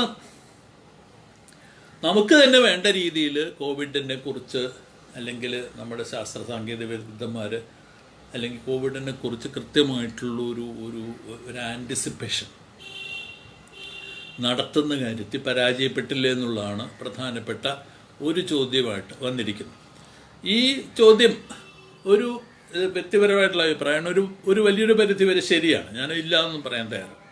പക്ഷെ അതേസമയം തന്നെ ഒന്ന് രണ്ട് കാര്യങ്ങൾ നമ്മൾ മനസ്സിലാക്കേണ്ടതുണ്ട്. ഒന്ന്, ഇതൊരു സാധാരണ വ്യാധിയല്ല. ഇതൊരു സാധാരണ വ്യാധിയല്ല എന്ന് പറയുമ്പോൾ നമുക്ക് നിത്യമായിട്ടുള്ള പരിചയമുള്ള ഒരു സാധാരണ ഒരു മോഡേൺ മെഡിസിൻ്റെ ഒരു ഹെൽത്ത് പ്രൊഫൈലിൻ്റെ അകത്ത് വരുന്ന ഒരു സംഗതിയല്ല അത്. കാരണം അതിന് കൃത്യമായിട്ടുള്ള ഞാൻ മനസ്സിലാക്കുന്നിടത്തുള്ള ഒരു മെഡിസിനോ അല്ലെങ്കിൽ കൃത്യം ഒരു വാക്സിനോ ഒന്നും തന്നെ ഇപ്പോഴും നിലവിലില്ല. ചില ഇതൊക്കെ പരീക്ഷിച്ച് നോക്കുന്നത് എത്രമാത്രം വിജയിക്കുന്നുള്ള കണ്ടറിയാം. പ്ലാസ്മ തെറാപ്പി പരീക്ഷിച്ച് ഒരാൾ മഹാരാഷ്ട്രയിൽ മരിച്ചു എന്നിപ്പോൾ പറയുന്നത് കേട്ടു. അപ്പോൾ എത്രമാത്രം ഉണ്ടെന്ന് പരിശോധിച്ച് നോക്കേണ്ടതാണ്. എനിക്കതിനെപ്പറ്റി പറയാനുള്ള കഴിവില്ല. പക്ഷെ അതേസമയം തന്നെ കേരളത്തിലൊരു പക്ഷേ കൂടുതൽ, മൊത്തത്തിൽ ഇന്ത്യയെക്കാളിലും ഒരുപക്ഷെ ലോകത്തിനേക്കാളിലും കൂടുതൽ ജാഗ്രത കേരളത്തിൽ ഉണ്ടായി വന്നത് നിപ വൈറസിൻ്റെ പശ്ചാത്തലത്തിലാണ്. നിപ വൈറസിൻ്റെ പശ്ചാത്തലത്തിൽ ഒരു വൈറസ് ബാധ വന്നു കഴിഞ്ഞാൽ എങ്ങനെയാണ് അതിനെ തടയേണ്ടത് എന്നുള്ളതിനെ കുറിച്ചുള്ള ഒരു പ്രാഥമികമായ ബോധം ഇവിടുത്തെ ഒരു ഹെൽത്ത് വിഭാഗത്തിനുണ്ടായിരുന്നുകൊണ്ട് അതിൻ്റെ അടിസ്ഥാനത്തിൽ അവർ ജാഗ്രത പ്രദർശിപ്പിച്ച്, യഥാർത്ഥത്തിലായിരുന്നു നമ്മളുടെ ആരോഗ്യ പ്രവർത്തകരെ, നമ്മൾ ഡോക്ടർമാരെ സല്യൂട്ട് ചെയ്യേണ്ട കാര്യങ്ങളിലൊന്നാണത്. അവരുടെ ആ ജാഗ്രത കൊണ്ടാണ്, ആ നിതാന്ത ജാഗ്രതയോടെ ഗവൺമെൻറ് പ്രതികരിച്ചതും കൊണ്ടാണ് യഥാർത്ഥത്തിൽ നമുക്ക് ഇത്രയും സൂക്ഷ്മതലത്തിൽ ഇത്രയെങ്കിലും മുന്നോട്ട് പോകാനായിട്ട് കഴിഞ്ഞത് എന്നാണ് എനിക്ക് തോന്നുന്നത്. അത് ഒരുപക്ഷെ ലോങ് ടേം ആയിട്ട് ഇങ്ങനെ നിൽക്കുമെന്ന് എനിക്ക് പറയാനായിട്ട് കഴിയില്ല. കാരണം ലോങ് ടേം ആയിട്ട് നിൽക്കുമോ എന്ന് പറയുകയാണെങ്കിൽ ഇത്തരത്തിലുള്ള ജാഗ്രത എന്ന് പറയുന്നത് ലോങ് ടേം ആയിട്ട് നിൽക്കണമെന്നുണ്ടെങ്കിൽ അത് കാണിക്കേണ്ട മറ്റൊരു സംഗതിയാണ്. അതായത് ഒന്ന്, ശാസ്ത്ര സാങ്കേതിക വിദഗ്ധർ അവർ ചെയ്യേണ്ടത് എന്താണ്? ഒരു വാക്സിൻ വികസിപ്പിക്കുകയും മരുന്നുണ്ടാക്കുകയും ചെയ്യുക മാത്രമാണോ എന്ന് ചോദിച്ചു കഴിഞ്ഞാൽ എനിക്കതിനോട് പൂർണ്ണമായി യോജിപ്പില്ല എന്നുള്ളതാണ്. തീർച്ചയായിട്ടും അവർ വാക്സിൻ വികസിപ്പിക്കണം, മരുന്നുണ്ടാക്കണം, അതിനെപ്പറ്റി തർക്കമൊന്നുമില്ല. പക്ഷെ അതേസമയം തന്നെ അടിസ്ഥാനപരമായിട്ട് ജനങ്ങളുടെ റെസിസ്റ്റൻസ്, ഇമ്മ്യൂണോളജിക്കൽ ഫ്രെയിം അത് ശക്തിപ്പെടുത്താനുള്ള ജീവിത രീതികൾ വളർത്തിക്കൊണ്ടുവരാനുള്ള അതിശക്തമായിട്ടുള്ള ശ്രമങ്ങൾ അവരുടെ ഭാഗത്ത് നടന്നുണ്ട്. അതൊരു കമേഴ്സ്യൽ മെഡിക്കൽ എസ്റ്റാബ്ലിഷ്മെൻറ്റിൽ നിന്നുണ്ടാവില്ല. ഇതെൻ്റെ തോന്നലാണ്, ഒരുപക്ഷെ ഞാൻ പറയുന്നത് തെറ്റായിരിക്കും. പക്ഷേ കമേഴ്സ്യൽ മെഡിക്കൽ എസ്റ്റാബ്ലിഷ്മെൻറ്റ് അവർ ഇത് വിൽക്കാൻ, അവർ ഈ മറ്റേ സ്പെഷ്യാലിറ്റി ഹോസ്പിറ്റലിൽ എങ്ങനെയാണ് സർജറി നടത്തി കാശുണ്ടാക്കുക എന്നുള്ളത് കൂടുതൽ പ്രത്യേകിച്ച് അവർക്ക് ലക്ഷ്യമൊന്നും ഇല്ലാത്തതുകൊണ്ട് അതിനുണ്ടാവില്ല. അതിന് പകരം there has to be a separate group of socially committed doctors. സാമൂഹ്യമായ കമ്മിറ്റ്മെൻറ്റുള്ള ഡോക്ടേഴ്സിൻ്റെ മറ്റൊരു വിഭാഗം ഉണ്ടായി വരണം എന്നുള്ളതാണ് അതിൽ പ്രധാനമായിട്ട് വരുന്നൊരു സംഗതി. അത് എത്രമാത്രം സാധിക്കുന്നു എന്നുള്ളതാണ് മറ്റൊരു പ്രധാനപ്പെട്ട കാര്യം. അപ്പോൾ ഇത് ഉണ്ടായി വരണമെന്നുണ്ടെങ്കിൽ അതിന് കമേഴ്സ്യൽ പഴയത് ഇപ്പോൾ ഏതാണ്ട് പഴയതായിക്കൊണ്ടിരിക്കുന്ന സൂപ്പർ സ്പെഷ്യാലിറ്റി ഹോസ്പിറ്റലുകളുടെ ഘടനകൾ വെച്ചുകൊണ്ട് മാത്രം ഇത് നടക്കില്ല എന്നുള്ളതാണ് ഞാനിവിടെ സൂചിപ്പിക്കാനായിട്ട് ശ്രമിക്കുന്നത്. അതിന് പകരം ഇവിടെ ഒരു വലിയൊരു പബ്ലിക് ഹെൽത്ത്, നമ്മൾ ഈ സർവകലാശാലകളെ കൊണ്ട് മാത്രം വിദ്യാഭ്യാസം നടക്കില്ല, സ്കൂളുകൾ വേണം എന്ന് പറയുന്ന പോലെ തന്നെ ഇവിടെ സൂപ്പർ സ്പെഷ്യാലിറ്റി ആശുപത്രി കൊണ്ട് മാത്രം നടക്കില്ല. അതിന് പകരം LP സ്കൂളുകളുടെ പോലെയുള്ള അടിസ്ഥാനപരമായ ഹെൽത്ത് സെൻ്ററുകളുടെ ശക്തമായ ശൃംഖലനെ അതിൽ പണിയെടുക്കാനായിട്ട് ഡോക്ടർമാർ തയ്യാറാവുകയും വേണം എന്നുള്ളതാണ് അതിനെക്കുറിച്ച് സൂചിപ്പിക്കാനുള്ള ഒരു പ്രധാനപ്പെട്ട കാര്യങ്ങളൊന്നും. മറ്റൊന്ന് ഇവിടെ ഇപ്പോൾ സൂചിപ്പിച്ചൊരു ചോദ്യത്തിന് ഉത്തരം പറയാനായിട്ട് ശ്രമിക്കുകയാണ്. എനിക്കിപ്പോൾ സഖാവ് MA ബേബിയുടെ മറ്റോ അദ്ദേഹത്തിൻ്റെ നിലപാടാണ്. എനിക്ക് എന്നോട് വിയോജിപ്പോ രേഖപ്പെടുത്തേണ്ട ആവശ്യമൊന്നുമില്ല. അദ്ദേഹത്തിൻ്റെ നിലപാട് നമ്മൾ പരിശോധിക്കേണ്ടതാണെന്ന് മാത്രമേ പറയാനുള്ളൂ. ഒറ്റക്കാര്യം മാത്രമേ ഇവിടെ സൂചിപ്പിക്കുന്നുള്ളൂ. ഇന്നത്തെ സാഹചര്യത്തിൽ ഞാനിവിടെ കാണുന്നത് മുതലാളിത്തത്തിൻ്റെ ഏതെങ്കിലും പ്രത്യേക മുഖത്തിൻ്റെ ഒരു പ്രശ്നമല്ല. ഞാൻ പറയുന്ന ഒരു ഒരു ഒരു സിസ്റ്റം വർക്ക് ചെയ്യുമ്പോൾ ആ സിസ്റ്റത്തിൻ്റെ അടിസ്ഥാന രൂപം എന്ന് പറയുന്നത് ലാഭാധിഷ്ഠിതമാകുമ്പോൾ അത് ആ ലാഭാധിഷ്ഠിത സ്വഭാവം അവർ കാണിക്കുമ്പോൾ അടിസ്ഥാനപരമായിട്ട് സോഷ്യൽ കെയർ രൂപങ്ങൾ എന്ന് പറയുന്ന അവരെ സംബന്ധിച്ചിടത്തോളം ഒരു ജീവകാരുണ്യ പ്രവർത്തനം മാത്രമേ ആകുന്നു. നിങ്ങൾക്ക് അതിലപ്പുറം ഒന്നും പ്രതീക്ഷിക്കാൻ കഴിയില്ല. ജീവകാരുണ്യ പ്രവർത്തനം നടത്തുന്നതിൻ്റെ ഭാഗമായിട്ട് നിങ്ങൾ ഉദാഹരണത്തിന് ഇപ്പോൾ അമേരിക്കയിൽ ഇപ്പോൾ പറഞ്ഞ കാനഡയിലും മറ്റും പറഞ്ഞ പ്രധാനപ്പെട്ട പ്രശ്നം എന്ന് പറയുന്നത് ചുമയും പനിയും ആണല്ലോ. ഇവർ ശ്വാസം മുട്ടും ചുമയും പനിയായിട്ട് വരുന്ന ആൾക്കാർ അവരെന്തിനെ ചികിത്സിക്കുന്നു? നമ്മുടെ നാട്ടിൽ ഉദാഹരണത്തിന് ഇപ്പോൾ ഞാനിപ്പോൾ ലുക്കീമിയ ബാധിച്ച് കിടക്കുന്ന ഋഷി കപൂറിന് വേണ്ടി പൈസ എൻ്റെ ആശുപത്രി സ്ഥലം വിനിയോഗിക്കണം, അത് ചുമ പനിക്കാരനെ കൊണ്ടുവന്നിട്ട് ഋഷി കപൂറിന് പൊള്യൂട്ട് ചെയ്യണം. എന്താണ് ഞാൻ വേണ്ടത്? അങ്ങനെ വരുമ്പോൾ ഈ പറയുന്ന ആശുപത്രിക്കാരൻ ഋഷി കപൂറിൻ്റെ പിന്നാലെ പോകും. കാരണം അതാണ് കൂടുതൽ ലാഭകരം. ഞാൻ ഋഷി കപൂറിന് കുറ്റം പറയുമൊന്നുമില്ല, അതാണ് കൂടുതൽ ലാഭകരം. അപ്പം അങ്ങനെ വരുമ്പോൾ അത്തരത്തിലുള്ള സംഗതി എന്ന് പറയുന്നതാണ് മുതലാളിത്തത്തിൻ്റെ രൂപം. അപ്പോൾ മുതലാളിത്തത്തിന് ആൻറ്റി സോഷ്യൽ സ്വഭാവമുണ്ട്. ആ ആൻറ്റി സോഷ്യൽ സ്വഭാവത്തിനെ നമ്മൾ കാണാതിരുന്നുകൂടാ എന്നുള്ളത് മാത്രമാണ് ഇവിടെ പറയാനായിട്ട് ശ്രമിക്കുന്നത്. അത് ചെറിയ തോതിൽ ചിലപ്പോൾ ഞാൻ പറയുന്നത് തീവ്ര മുതലാളിമാർക്ക് തീവ്രമായ ആൻറ്റി സോഷ്യൽ സ്വഭാവം ഉണ്ടാവും, ചെറുകിടക്കാർക്ക് ചെറിയ തോതിലും ഉണ്ടാവും എന്നുള്ളതല്ലാതെ ഇത് മുതലാളിത്തത്തിൻ്റെ ഒരു അടിസ്ഥാന സ്വഭാവമായിട്ട് നമ്മൾ കാണണം എന്നുള്ളതാണ് സൂചിപ്പിക്കുന്നൊരു കാര്യം. രണ്ടാമത്തെ കാര്യം ഇവിടെ ചോദ്യമായിട്ട് വന്നിരിക്കുന്ന ഒരു പ്രധാനപ്പെട്ട പ്രശ്നം, ഇന്ന് മിഡിൽ ക്ലാസ്സിൻ്റെ അത് താഴോട്ടിറങ്ങി വന്നിട്ടില്ലേ? ഉണ്ട്. സ്വാഭാവികമായിട്ട് കോവിഡിന് മിഡിൽ ക്ലാസ് ഒന്നും അറിഞ്ഞുകൂടല്ലോ. കോവിഡിന് ഈ നിങ്ങളുടെ ക്ലാസ് ആരാണെന്നോ, ഇപ്പോൾ ഉദാഹരണത്തിന് മറ്റേ റഷ്യയിൽ മന്ത്രി കിടക്കുകയാണ്, അപ്പോൾ അയാൾ ആരാന്ന് കോവിഡിന് അറിഞ്ഞുകൂടല്ലോ. അതുകൊണ്ട് തന്നെ അവർക്ക് ക്ലാസ് ഒന്നുമില്ല. ഞാനിവിടെ സൂചിപ്പിച്ചത് അർബൻ ഓവർ ക്രൗഡിങ്ങിൻ്റെ ഒരു പ്രത്യേക ലൈഫ് സ്റ്റൈലിൻ്റെ ഭാഗമായിട്ട് ചില മേഖലകളിലുള്ള ആളുകൾക്ക് they have propensity to become more, അവർ കൂടുതൽ ഇതിന് സാധ്യതയുണ്ടെന്നുള്ളത് മാത്രമാണ് സൂചിപ്പിച്ചത്. ആ സാധ്യത മറ്റുള്ളവർക്ക് പെടാൻ ലോറി ഡ്രൈവർക്ക് അല്ലാതെ എങ്ങനെയാണ് കിട്ടുന്നത്? ചുവട്ടുതൊഴിലാളിക്ക് അല്ലാതെ എങ്ങനെയാണ് കിട്ടുന്നത്? പാവപ്പെട്ട തമിഴന്മാർക്ക് എവിടെ നിന്നാണ് കിട്ടിയത്? അപ്പം അങ്ങനെയൊക്കെ നോക്കുമ്പോൾ നമ്മൾ ഈ മാറ്റങ്ങൾ കാണാതിരുന്നുകൂടെ. ഞാൻ അതല്ല പറയാൻ ശ്രമിച്ചത്. പക്ഷേ ഈ ഒരു അർബനിസത്തിൻ്റെ സ്വഭാവം വരുമ്പോൾ അതിൻ്റെ ഘടന നിർത്തിക്കൊണ്ട് ആ ഓവർ ക്രൗഡിൻ്റെ ഭാഗത്ത് പ്രൊപ്പൻസിറ്റി ക്രൗഡിങ് അവിടെ നടക്കുന്നു. ആ ക്രൗഡിങ് നടത്തുന്ന ആരാണ്? അവരുടെ ഇടയിൽ നിന്ന് കൂടുതൽ സാധ്യതയുണ്ടെന്നുള്ളത് മാത്രമേ ഞാൻ സൂചിപ്പിച്ച് ഒരു തിയറി ആയിട്ട് ഇവിടെ പറഞ്ഞതല്ല എന്നുള്ളതാണ് ഞാനിവിടെ സൂചിപ്പിക്കാനായിട്ട് ശ്രമിച്ചത്. പിന്നെ മറ്റു ചില ഇതുവരെ വന്നത് ഇനി വല്ലതും ഉണ്ടോ എനിക്കറിഞ്ഞൂടാ. പിന്നെ വന്നത് മുഴുവൻ ഇവിടുത്തെ ചില മറ്റേ മേഖലകളെക്കുറിച്ചുള്ള കാർഷിക യന്ത്രവൽക്കരണത്തെക്കുറിച്ചുള്ള ഒരു ചോദ്യം വന്നു, അത് മത്സ്യമേഖലയെക്കുറിച്ചുള്ള ചോദ്യം വന്നു. ഇവിടുത്തെ ഞാനിവിടെ സൂചിപ്പിക്കാൻ ശ്രമിക്കുന്നത് നമ്മളിവിടെ ഈ യന്ത്രവൽക്കരണമല്ല പ്രശ്നം എന്നുള്ളത്. അതെൻ്റെ വ്യക്തിപരമായ അഭിപ്രായമായിട്ട് ചർച്ച ചെയ്യാം. ഞാൻ പറയുന്ന യന്ത്രങ്ങളെ നമ്മൾ കണ്ടം ചെയ്യാം. നമ്മളൊരു ലുഡൈറ്റുകളൊന്നുമില്ല, ഈ യന്ത്രങ്ങളെ പൊളിക്കാൻ വേണ്ടി നടക്കുന്ന ആൾക്കാരൊന്നുമില്ല. അങ്ങനെ നമ്മൾ കാണേണ്ട കാര്യമൊന്നുമില്ല. യന്ത്രങ്ങളെ പൊളിക്കുകയില്ല. പക്ഷെ ഞാനിവിടെ പറഞ്ഞു വരാൻ ശ്രമിക്കുന്നത് ഫുഡ് സ്കേഴ്സിറ്റി പോലുള്ള സംഗതികൾ പുറത്തുനിന്ന് നമുക്ക് ഇപ്പോൾ ആന്ധ്രയിലോ അല്ലെങ്കിൽ കർണാടകത്തിലോ അല്ലെങ്കിൽ മറ്റ് രാജ്യങ്ങളിലോ മറ്റ് പ്രദേശങ്ങളിലോ കോവിഡ് ബാധ വ്യാപകമായിട്ട് മാറുകയും അതിൻ്റെ ഫലമായിട്ട് വൻതോതിലുള്ള ഒരു അടുത്ത വൻതോതിലുള്ള കാർഷികമായിട്ടുള്ള വൃത്തിയിൽ തകർച്ചയുണ്ടാവുകയും ചെയ്യുകയാണെങ്കിൽ, ഇല്ല എന്നൊക്കെ പറഞ്ഞുകൂടാ, തകർച്ച ഉണ്ടാവുകയും ചെയ്യുകയാണെങ്കിൽ ഫുഡ് പ്രൊഡക്ഷൻ അവിടെ കുറയും.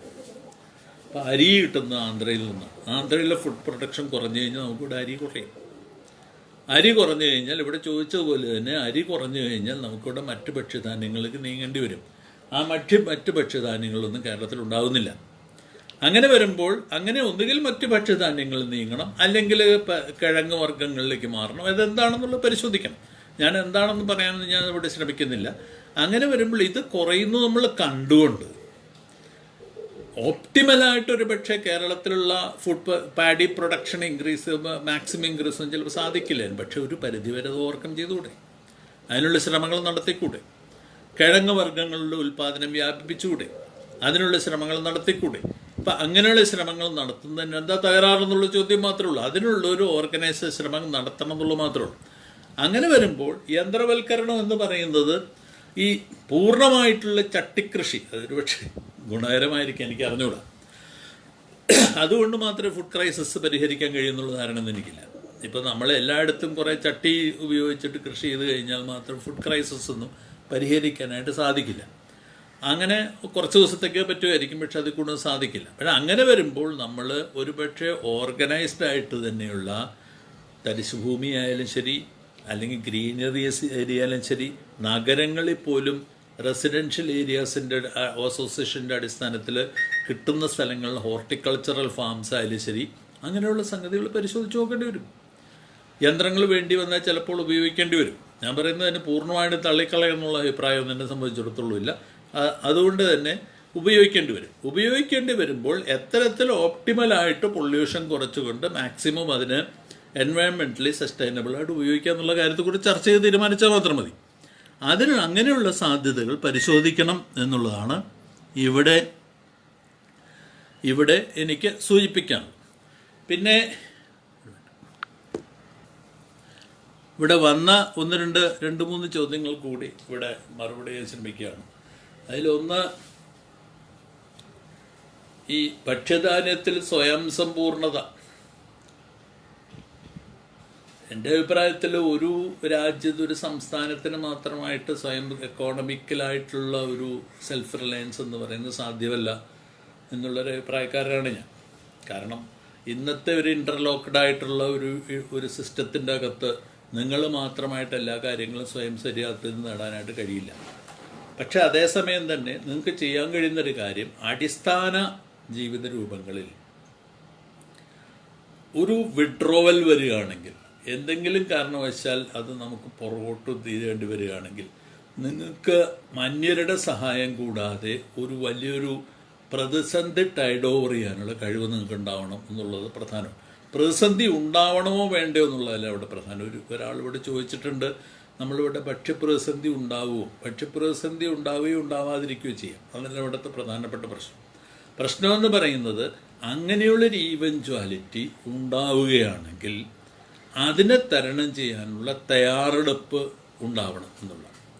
അതായത് ഇവിടെ പ്രധാനപ്പെട്ട പ്രശ്നം എന്ന് പറയുന്നത് വിജിലൻസ്, സർവേലൻസ് അല്ല. അതായത് നമ്മളിവിടെ ചില ആൾക്കാർ പറയുന്നത് സർവേലൻസ് വഴി, ഒരു സ്റ്റേറ്റിൻ്റെ മുഴുവനും നിയന്ത്രണം വഴി, അതൊന്നുമല്ല. അതിന് പകരം വിജിലൻസാണ്. നിങ്ങൾക്ക് ഒരു രൂപം വരുമ്പോൾ നിങ്ങൾക്ക് നാളെ വരികയാണെങ്കിൽ നിങ്ങൾക്ക് പിടിച്ചു നിൽക്കാൻ പറ്റണം, നിങ്ങൾക്ക് ജീവിക്കാൻ പറ്റണം. ആ ജീവിക്കാനുള്ള അടിസ്ഥാന വിഭവങ്ങൾ നമ്മളുടെ കയ്യിലുണ്ടാവണം. അത് കഴിഞ്ഞിട്ട് വിഭവങ്ങളൊക്കെ ഉണ്ടായിക്കഴിഞ്ഞതിന് ശേഷം പിന്നെ നമുക്ക് അത്യാവശ്യം അടിച്ചു പൊളിക്കാനുള്ള സാധനങ്ങൾ പുറത്തുനിന്ന് വരണം എന്ന് പറഞ്ഞാൽ നമുക്ക് വിരോധമൊന്നുമില്ല. അങ്ങനെ ചെയ്യുന്നതിൽ ഒരു പക്ഷേ തെറ്റൊന്നുമില്ല. പക്ഷേ അതില്ലാത്തൊരു ഘട്ടത്തിൽ എങ്ങനെ സർവൈവ് ചെയ്യണം എന്ന് നമുക്ക് അറിഞ്ഞിരിക്കണമെന്നുള്ളതാണ് പ്രത്യേകിച്ച് ഇന്നത്തെ മുതലാളിത്ത രാഷ്ട്രങ്ങളുടെ മുഴുവനും അനുഭവം നമ്മളെ പഠിപ്പിക്കുന്നത് എന്നുള്ളതാണ് പ്രധാനപ്പെട്ട കാര്യം. അപ്പോൾ ഫുഡ് സ്കേഴ്സിറ്റി ഉണ്ടാവാൻ സാധ്യതയുണ്ടോ എന്നുള്ളതിനേക്കാൾ പ്രധാനമായിട്ട് ഫുഡ് സ്കേഴ്സിറ്റി ഉണ്ടായാൽ നമ്മൾ എന്ത് ചെയ്യും, അല്ലാതെ ഉണ്ടാവാൻ സാധ്യതയുണ്ടോ എന്നുള്ളതിനെ കുറിച്ചൊരു പ്രഡിക്ഷൻ നടത്തിയിട്ട് ചില സ്റ്റാറ്റിസ്റ്റീഷ്യന്മാർ ഇപ്പോൾ ചെയ്യുന്നത് പോലെ കുത്തിരുന്നിട്ട് മറ്റേ 3 മാസം കഴിഞ്ഞിട്ട് ഇത്ര ആളുകൾ മരിക്കും എന്ന് പ്രഡിക്റ്റ് ചെയ്യേണ്ട പോലെ കബഡീൻ്റെ കാര്യം അത് അവർ ചെയ്തോട്ടെ. അത് സ്റ്റാറ്റിസ്റ്റീഷ്യന്മാരുടെ ജോലിയാണ്. ഇത്ര ആളുകൾ ചാവും അല്ലെങ്കിൽ ഇത്ര ആൾ ജീവിച്ചിരിക്കും എന്നൊക്കെ പറഞ്ഞ് പ്രഡിക്റ്റ് ചെയ്യുക. അവരുടെ കയ്യിലുള്ളൊരു കമ്പ്യൂട്ടറാണ്, അതിലപ്പുറം ഉപകരണങ്ങളൊന്നുമില്ല. അതുകൊണ്ട് അവരെന്താണെന്ന് വെച്ചാൽ ചെയ്തോട്ടെ. പക്ഷെ അതല്ല, ഇത് സോഷ്യൽ വിജിലൻസിൻ്റെ പ്രശ്നമാണെന്നുള്ളതാണ്. രണ്ടാമത്തെ ഒരു സംഗതി, തദ്ദേശ സ്വയംഭരണ സ്ഥാപനങ്ങൾക്ക് എന്ത് ചെയ്യാൻ കഴിയും എന്നുള്ളതിനെക്കുറിച്ച്. തദ്ദേശ സ്വയംഭരണ സ്ഥാപനങ്ങൾ വികേന്ദ്രീകൃത ആസൂത്രണത്തെക്കുറിച്ച് നമ്മൾ പറഞ്ഞു കഴിഞ്ഞ കാര്യങ്ങളാണ്. ഇന്ന് യഥാർത്ഥത്തിൽ ഇപ്പോൾ ഈ സമൃദ്ധി എന്ന് എൻ്റെ പേരെനിക്കറിഞ്ഞൂടാ, അത്തരത്തിൽ പറയുന്ന ഈ ഭക്ഷ്യ സ്വയം പര്യാപ്തതയ്ക്കുള്ള മൂവ്മെൻ്റ് എന്ന് പറയുന്നത് 1996, 97, 98 യഥാർത്ഥത്തിൽ ജനകീയാസൂത്രണത്തിൻ്റെ ആദ്യഘട്ടത്തിൽ ഉണ്ടായി വന്ന അതേ മൂവ്മെൻ്റ് തന്നെയാണ് ഇപ്പോൾ വേറെ രൂപത്തിൽ വന്നുകൊണ്ടിരിക്കുന്നത്.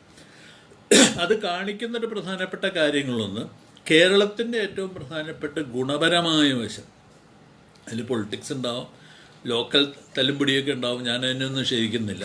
പക്ഷെ അതേസമയം തന്നെ അതിൻ്റെ അകത്തുള്ള ഒരു ആന്തരികമായിട്ടുള്ള ഒരു സ്ട്രെങ്ത് എന്ന് പറയുന്നത് ഈ തദ്ദേശ സ്വയംഭരണ സ്ഥാപനങ്ങൾക്ക് അവർക്ക് പിടിച്ചു നിൽക്കണമെങ്കിൽ ജനങ്ങളുടെ നിത്യജീവിതത്തിലുള്ള പ്രശ്നങ്ങൾ അഡ്രസ്സ് ചെയ്യാതെ പിടിച്ചു നിൽക്കാൻ കഴിയില്ല എന്നുള്ളത്.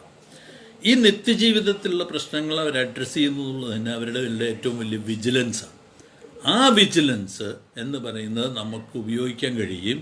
അതിൻ്റെ അടിസ്ഥാനത്തിൽ ഒരു പക്ഷേ ശക്തമായിട്ടുള്ള ഒരു സോഷ്യൽ മൊബിലൈസിങ് ഫോഴ്സായിട്ട്, ഓർഗനൈസിങ് ഫോഴ്സായിട്ട് തദ്ദേശ സ്വയംഭരണ സ്ഥാപനങ്ങൾ ഉപയോഗിക്കുക എന്നുള്ളതാണ് എൻ്റെ പക്ഷം.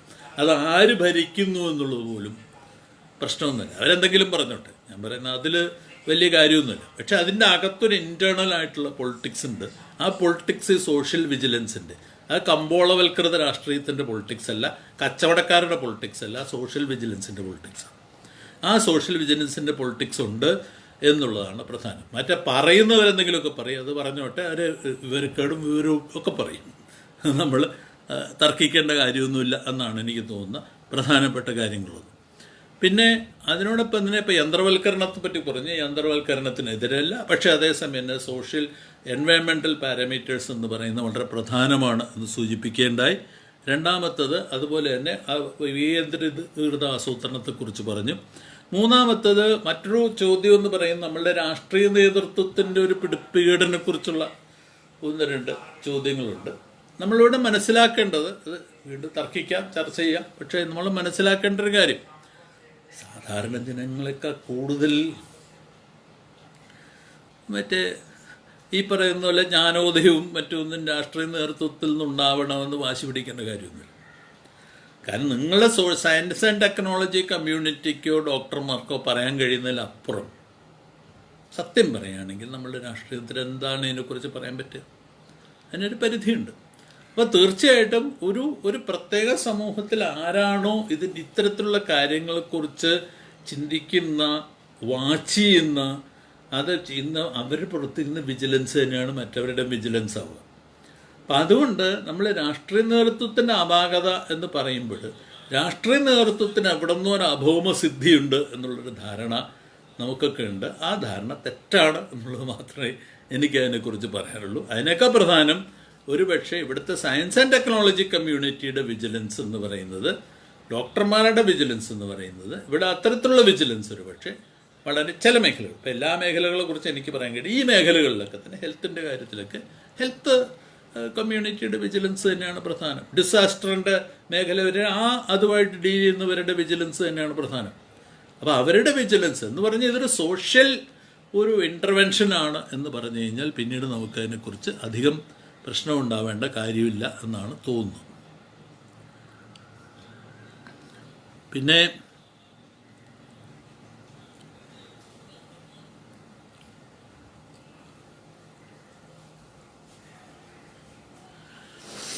മറ്റു ചില ചോദ്യങ്ങളുള്ളത്,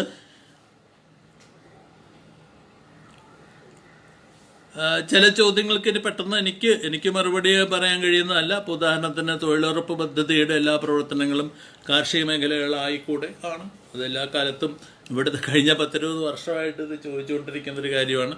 2006 തന്നെ അന്നത്തെ തദ്ദേശീയ സ്വയംഭരണ വകുപ്പ് മന്ത്രി അന്ന് തന്നെ കത്തെഴുതിയിരുന്നതാണ് തൊഴിലുറപ്പ് പദ്ധതി മുഴുവനും കാർഷിക മേഖലയിലാക്കണമെന്നുള്ളത്. അതിനെക്കുറിച്ച് എനിക്ക് പ്രത്യേകിച്ച് സംശയമൊന്നുമില്ല. അതങ്ങനെ തന്നെ വേണമെന്നുള്ളത് തന്നെയാണ് എൻ്റെ അഭിപ്രായം. പിന്നെ സ്പെയിനിലെ അങ്ങനെ സംഭവിക്കാം, കാരണം അവർക്ക് വേറെ നിവൃത്തിയില്ലാത്തതുകൊണ്ട് ചെയ്തതാണ്. അതുകൊണ്ട് അങ്ങനെ സംഭവിക്കാം. ഇപ്പോൾ പ്രധാനപ്പെട്ട ചർച്ചകളൊന്നും ഇപ്പോൾ നടക്കുന്നത് US തന്നെ നടക്കുന്നതായിട്ട് മനസ്സിലാക്കുന്നത് മറ്റേ ഒബാമയുടെ ഹെൽത്ത് ഇൻഷുറൻസ് സ്കീം തകർത്ത് കളഞ്ഞതാണ് പ്രധാനപ്പെട്ട പ്രശ്നമായിട്ട് മാറി എന്നുള്ള ചർച്ച നടക്കുന്നുണ്ട്. അതുപോലെ തന്നെ താച്ചറിൻ്റെ നാഷണൽ ഹെൽത്ത് സർവീസസിൻ്റെ സംഗതി മുഴുവൻ തകർത്ത് കളഞ്ഞുകൊണ്ടാണ് ബ്രിട്ടനിൽ ഇത്തരം പ്രശ്നമായെന്നുള്ള സംഗതി നടക്കുന്നത്. അപ്പം ദർ വിൽ ബി, എൻ്റെ തോന്നൽ ഈ രാജ്യങ്ങളിലൊക്കെ തന്നെ അല്ലെങ്കിൽ തന്നെ ഈ മറ്റേ നവലിബറൽ എന്ന് പറയുന്ന ക്രമത്തിന് ഇപ്പോൾ വലിയ പ്രസക്തിയൊന്നും ഇല്ലാതെ പതുക്കെ തകർന്നുകൊണ്ടിരിക്കുകയാണ്. അതിന് വലിയ പ്രസക്തിയൊന്നും ഇല്ലാതായിക്കൊണ്ടിരിക്കുകയാണ്. അപ്പോൾ വൺ എക്സ്പെക്ട്സ് ഇങ്ങനെയുള്ള കാര്യങ്ങളൊക്കെ തന്നെ വലിയൊരു റിവൈവൽ തന്നെയാണ് കരുതേണ്ടത് എന്നാണ് എനിക്ക് തോന്നുന്നു.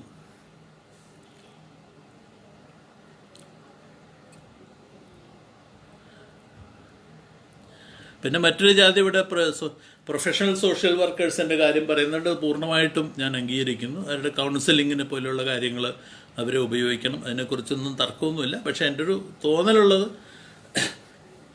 ഒരുപക്ഷെ ഇത് ചോദിച്ച ആൾ അംഗീകരിക്കുമെന്ന് എനിക്ക് അറിഞ്ഞുകൂടാ, അതായത് ഇവരൊക്കെ തന്നെ പഠിപ്പിച്ചു വരുന്ന അന്നത്തെ സോഷ്യൽ വർക്ക് തുടങ്ങിയിട്ടുള്ള ഈ പ്രോഗ്രാമുകളുടെ ഒരു ലിമിറ്റേഷൻസ് നമ്മൾ മനസ്സിലാക്കണമെന്ന് എനിക്ക് തോന്നുന്നു.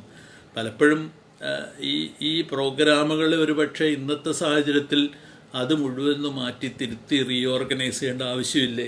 കാരണം ഇവർക്ക് യഥാർത്ഥത്തിൽ ഇന്നത്തെ ഉദാഹരണത്തിന് ഡൊമസ്റ്റിക് വയലൻസിൻ്റെയും മറ്റൊക്കെ തന്നെ പ്രശ്നങ്ങൾക്ക് കൗൺസിലിംഗ് നൽകാൻ ഇവർ എത്രമാത്രം കേപ്പബിളാണ് എന്നൊക്കെയുള്ള ചോദ്യങ്ങൾ ചോദിക്കാമെന്ന് തോന്നുന്നു. അതിലേക്കൊന്നും അവിടെ കടക്കുന്നില്ല. ഇപ്പോൾ തൽക്കാലത്ത് നമ്മൾ മനസ്സിലാക്കുന്ന അങ്ങനെയുള്ള പ്രശ്നങ്ങൾ വളർന്നു വരുന്നുണ്ടെന്നാണ്. അതുകൊണ്ട് തന്നെ അതൊക്കെ പരിശോധിക്കണം. പക്ഷെ എന്തായാലും പ്രൊഫഷണൽ സോഷ്യൽ വർക്കേഴ്സിന് ഉപയോഗിക്കുന്നുള്ള കാര്യത്തിൽ തർക്കമൊന്നുമില്ല.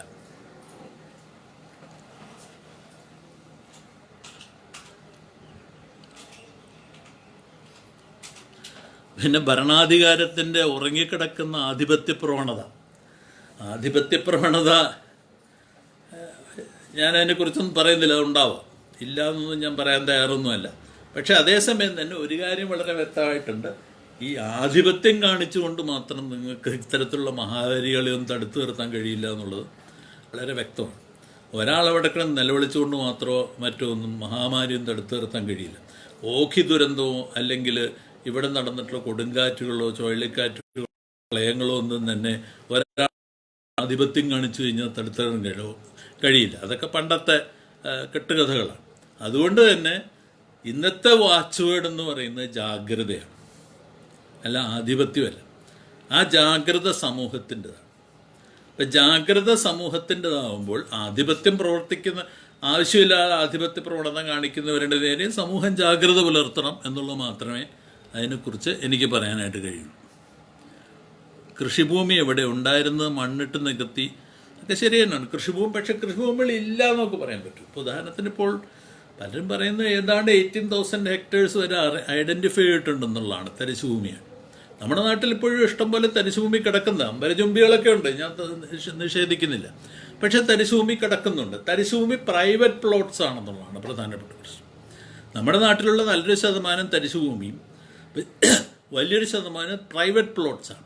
ഈ പ്രൈവറ്റ് പ്ലോട്ട്സ് എത്ര കാലം അവർക്ക് ഭൂമി കൃഷി ചെയ്യാതെ എങ്ങനെ നിലനിർത്താം എന്നുള്ളതിനെക്കുറിച്ചാണ് ചർച്ച വേണ്ടത്. നിങ്ങൾക്ക് പ്രൈവറ്റ് പ്ലോട്ട്സ് ഒന്നാമത് ഭൂമി ആയതുകൊണ്ട് തന്നെ, ഭൂമി കൃഷിക്കായതുകൊണ്ട് തന്നെ ഒരാൾക്ക് ഒരു പ്രത്യേക ഘട്ടത്തിലപ്പുറം പ്രൈവറ്റ് പ്ലോട്ട്സിനെ ഭൂമി കൃഷി ചെയ്യാതെ നിലനിർത്താൻ പാടില്ല എന്നുള്ളതിനെക്കുറിച്ച് ചർച്ച വേണ്ടി വരും. അത് മണ്ണിട്ട് നികത്തിയാലും കൊള്ളാം, മണ്ണിട്ട് നികത്തിയില്ലെങ്കിലും കൊള്ളാം. ഞാൻ ഒരു മണ്ണിട്ട് നികത്തിയാൽ വേറെ കൃഷി നടക്കും, അത്രമാത്രമേ ഉള്ളൂ. പക്ഷേ അതുകൊണ്ട് ഇവർക്ക് മണ്ണിട്ട് നികത്തി വേപ്പോട്ട് കയറ്റിയിരിക്കാനൊന്നും കഴിയില്ല. അതിന് പകരം നിങ്ങൾക്കത് എങ്ങനെ വേണമെന്നുള്ളതിനെക്കുറിച്ച് ഗൗരവപൂർവ്വം ചർച്ച നടത്തുകയും ഇന്ന നിശ്ചിത വർഷത്തിനകം അത് ഭൂമി കൃഷി ചെയ്തില്ലാതുണ്ടെങ്കിൽ ഏറബിൾ ലാൻഡ്സ് മുഴുവനും അത് സോഷ്യലി അത് ഇത് ചെയ്യും എന്നുള്ള കാര്യം, അല്ലെങ്കിൽ അത് പഞ്ചായത്തുകൾക്കും മറ്റൊക്കെ തൽക്കാലത്തേക്ക് ആരാണോ കൃഷി ചെയ്യുന്നത് അവർക്ക് വിട്ടുകൊടുക്കേണ്ടി വരും എന്നുള്ളത് നിയമപരമാക്കേണ്ടി വരുമെന്ന് തോന്നുന്നു. അങ്ങനെയൊന്നും അല്ലാതെ ഇത് പരിഹരിക്കാനായിട്ട് കഴിയില്ല. നല്ലൊരു ശതമാനവും തരിശുഭൂമിയും പ്രൈവറ്റ് പ്ലോട്ട്സ് ആണ് എന്നുള്ളതാണ് ശ്രദ്ധിക്കേണ്ടത്. അതിജീവനാധിഷ്ഠിത വികസനം, ഞാൻ വാക്കുകൾക്കൊന്നും വലിയ പ്രസക്തിയൊന്നുമില്ല. അത് ഞാനിവിടെ ഈ അതിജീവനാധിഷ്ഠിതം ഉൽപ്പാദനാധിഷ്ഠിതം എന്തും മറ്റും പറഞ്ഞിട്ട് വാക്കുകളൊന്നും ഉപയോഗിക്കുന്നില്ല. അർത്ഥം നമ്മളുടെ പ്രശ്നം എന്ന് വെച്ച് കഴിഞ്ഞാൽ ഈ വാക്കുകൾ ഒരുപാട് ഉപയോഗിക്കുകയും പണിയൊന്നും എടുക്കാൻ കേരള മലയാളികളുടെ ഒരു വലിയൊരു പ്രശ്നം. അതുകൊണ്ട് അത്തരത്തിലുള്ള ചർച്ചകളിലേക്ക് പോകാൻ തയ്യാറില്ല. ഞാൻ പറഞ്ഞത് ക്ലിയർ ആണെന്ന് തോന്നുന്നു. എൻ്റെ അഭിപ്രായത്തിൽ, ഇന്നത്തെ അഭിപ്രായത്തിൽ സോഷ്യലി നമുക്ക് നിലനിൽപ്പിനാവശ്യമായിട്ടുള്ള മറ്റേ ഉപാധികൾ നമ്മുടെ കൈവശം ഉണ്ടാകണം. അത് വ്യക്തിപരമായിട്ടുണ്ടാകണം, അത് നമ്മുടെ ശരീരത്തിലുണ്ടാകണം, നമുക്ക് കിട്ടുന്ന വസ്തുക്കളിലുണ്ടാവണം, നമ്മുടെ വിദ്യാഭ്യാസത്തിലുണ്ടാവണം, അതുപോലെ നമുക്ക് ലഭ്യമായ ശാസ്ത്ര സാങ്കേതിക വിദ്യകളിൽ ഉണ്ടാവണം. അതാണ് പരിശോധിക്കേണ്ടത്. പിന്നെ രാഷ്ട്രീയ ഇടപെടലിനൊന്നും ഇല്ലാതാക്കാനൊന്നും കഴിയുമൊന്നുമില്ല. രാഷ്ട്രീയ ഇടപെടലുണ്ടാവും. ഇപ്പോൾ അതിനൊന്നും നമുക്ക് ഇല്ലാതാക്കാനൊന്നും കഴിയുന്നില്ല. പക്ഷേ സാമൂഹ്യ ജാഗ്രതയുടെ അടിസ്ഥാനത്തിൽ എത്രമാത്രം ഈ രാഷ്ട്രീയം പറയുന്ന ആൾക്കാരുടെ ഇടയിൽ കുറച്ച് വെളിവുണ്ടാക്കുക എന്നുള്ള പണി നമുക്ക് ചെയ്യാൻ പറ്റുന്ന എത്രമാത്രം ചെയ്യാൻ പറ്റും എന്നുള്ളത് പരിശോധിച്ചാൽ മതി. അങ്ങനെ ചെയ്യാൻ പറ്റുമെന്നാണ് എനിക്ക് തോന്നുന്നത്. ഒരു കാലത്ത് ശാസ്ത്ര സാഹിത്യ പരിഷത്ത് പറഞ്ഞൊക്കെ അങ്ങനെ കുറേ കേട്ടിരുന്നു. ഇനി അങ്ങനെയൊക്കെ പറഞ്ഞാൽ ആളുകൾ പറഞ്ഞാൽ കേൾക്കാൻ തന്നെ അവർ ബാധ്യസ്ഥരാകും എന്നുള്ളതാണ്. പണ്ട് പറഞ്ഞ പല കാര്യങ്ങളാണ് ഇപ്പോൾ പണ്ട് കാലത്ത് പറഞ്ഞ് കേട്ടത് തെറ്റായിട്ടാണോ ശരിയായിട്ടാണോ ഉപയോഗിക്കുന്നതിൻ്റെ ഫലമായിട്ടാണ് ചില പുതിയ തരത്തിലുള്ള ആരോപണങ്ങളും മറ്റും ഉണ്ടാകുന്നു എന്നുള്ളത് ശ്രദ്ധിച്ചാണ്. പിന്നെ ഇമ്മ്യൂണിറ്റി കുറവുള്ള വിഭാഗത്തിന് കുട്ടികളുടെ കാര്യം അങ്ങനെ തന്നെയാണ്. ഇപ്പോൾ സോഷ്യൽ പ്ലാനിങ് നടത്തുമ്പോൾ അവർക്കിടയിൽ കൃത്യമായ ദിശാബോധവും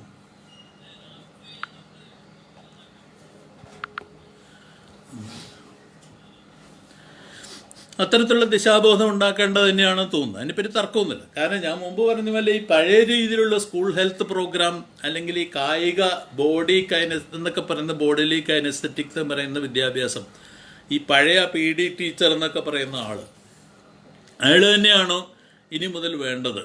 അതിന് പകരം നമുക്ക് ഹെൽത്ത് ന്യൂട്രീഷനിൽ സ്പെഷ്യലൈസ് ചെയ്യുന്ന കായിക അഭ്യാസവും അറിയുന്ന ആളുകൾക്ക് നമുക്ക് അത്തരത്തിലുള്ളൊരു പുതിയ സ്കീം ഉണ്ടാക്കാൻ പറ്റുമോ തുടങ്ങിയിട്ടുള്ള കാര്യങ്ങളൊക്കെ ആലോചിക്കേണ്ടി വരും. ഉദാഹരണത്തിന് ഇപ്പോൾ മറ്റേ പെൺകുട്ടികളുടെ ഇടയിൽ സെൽഫ് ഡിഫെൻസ് എന്ന് പറയുന്ന വലിയൊരു സീരിയസ് ആയിട്ടുള്ള ഇതായിട്ട് വരികയാണ്. അവരെ സെൽഫ് ഡിഫെൻസ് പഠിപ്പിക്കേണ്ടതാണ്. അപ്പോൾ അങ്ങനെ വരുമ്പോൾ അത്തരത്തിലുള്ള കാര്യങ്ങൾ അടക്കമുള്ള സംഗതികളെ കുറിച്ചിട്ട് പുതിയൊരു കൈനസ്തെറ്റിക് ഗ്രൂപ്പ് തന്നെ രാവിലെ തൊട്ട് വൈകുന്നേരം വരെ കുട്ടിയിരുന്നിട്ട് ഈ പറയുന്ന പോലെ വ്യത്യസ്ത ഇത് നോക്കിയിട്ട് പഠിക്കുക എന്നുള്ളത് മാത്രമാണ് എല്ലാവരും കരുതുന്നത്.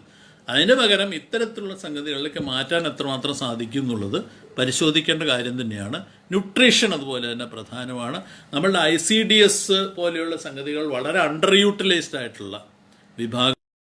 ഈ ICDSനെ എങ്ങനെയാണ് ട്രെയിൻ ചെയ്തിട്ടൊരു പുതിയൊരു കേഡറാക്കി എങ്ങനെ മാറ്റാം, എങ്ങനെയാണ് അവരൊരു പുതിയ കേഡറാക്കി കൊണ്ടുവന്ന് ഇതിൻ്റെ ഈ പോഷകാഹാരത്തിൻ്റെ അതുപോലുള്ള സംഗതികളുടെ ഒരു എക്സ്പെർട്സായിട്ട് എങ്ങനെ മാറ്റാം തുടങ്ങിയിട്ടുള്ള കാര്യങ്ങളൊക്കെ തന്നെ പരിശോധിക്കേണ്ടതാണ് എന്നുള്ളതാണ് പ്രധാനം. പൊളിറ്റിക്കൽ വിൽ വേണമെന്ന് തന്നെയാണ് ഞാൻ പറയുന്നത്. പക്ഷേ സോഷ്യൽ വിജിലൻസ് ഉണ്ടെങ്കിൽ പൊളിറ്റിക്കൽ വില്ലുണ്ടാവും.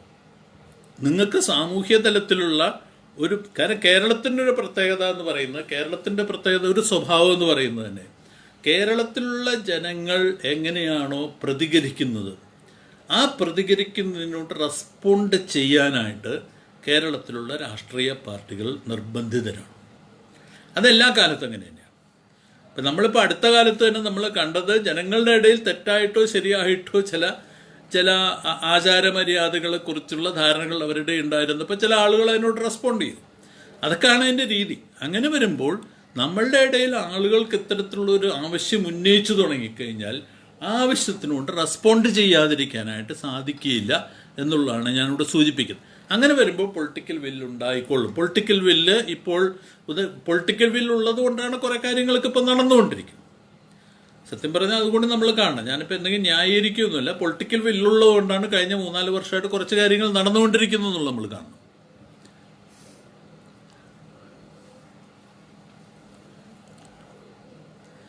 ഹ്യൂമൻ റിസോഴ്സ് അവസ്ഥയിലേക്ക് ഞാൻ പറയുന്നത് ലോക്ക്ഡൗൺ നിരന്തരമായിട്ട് നിൽക്കുന്ന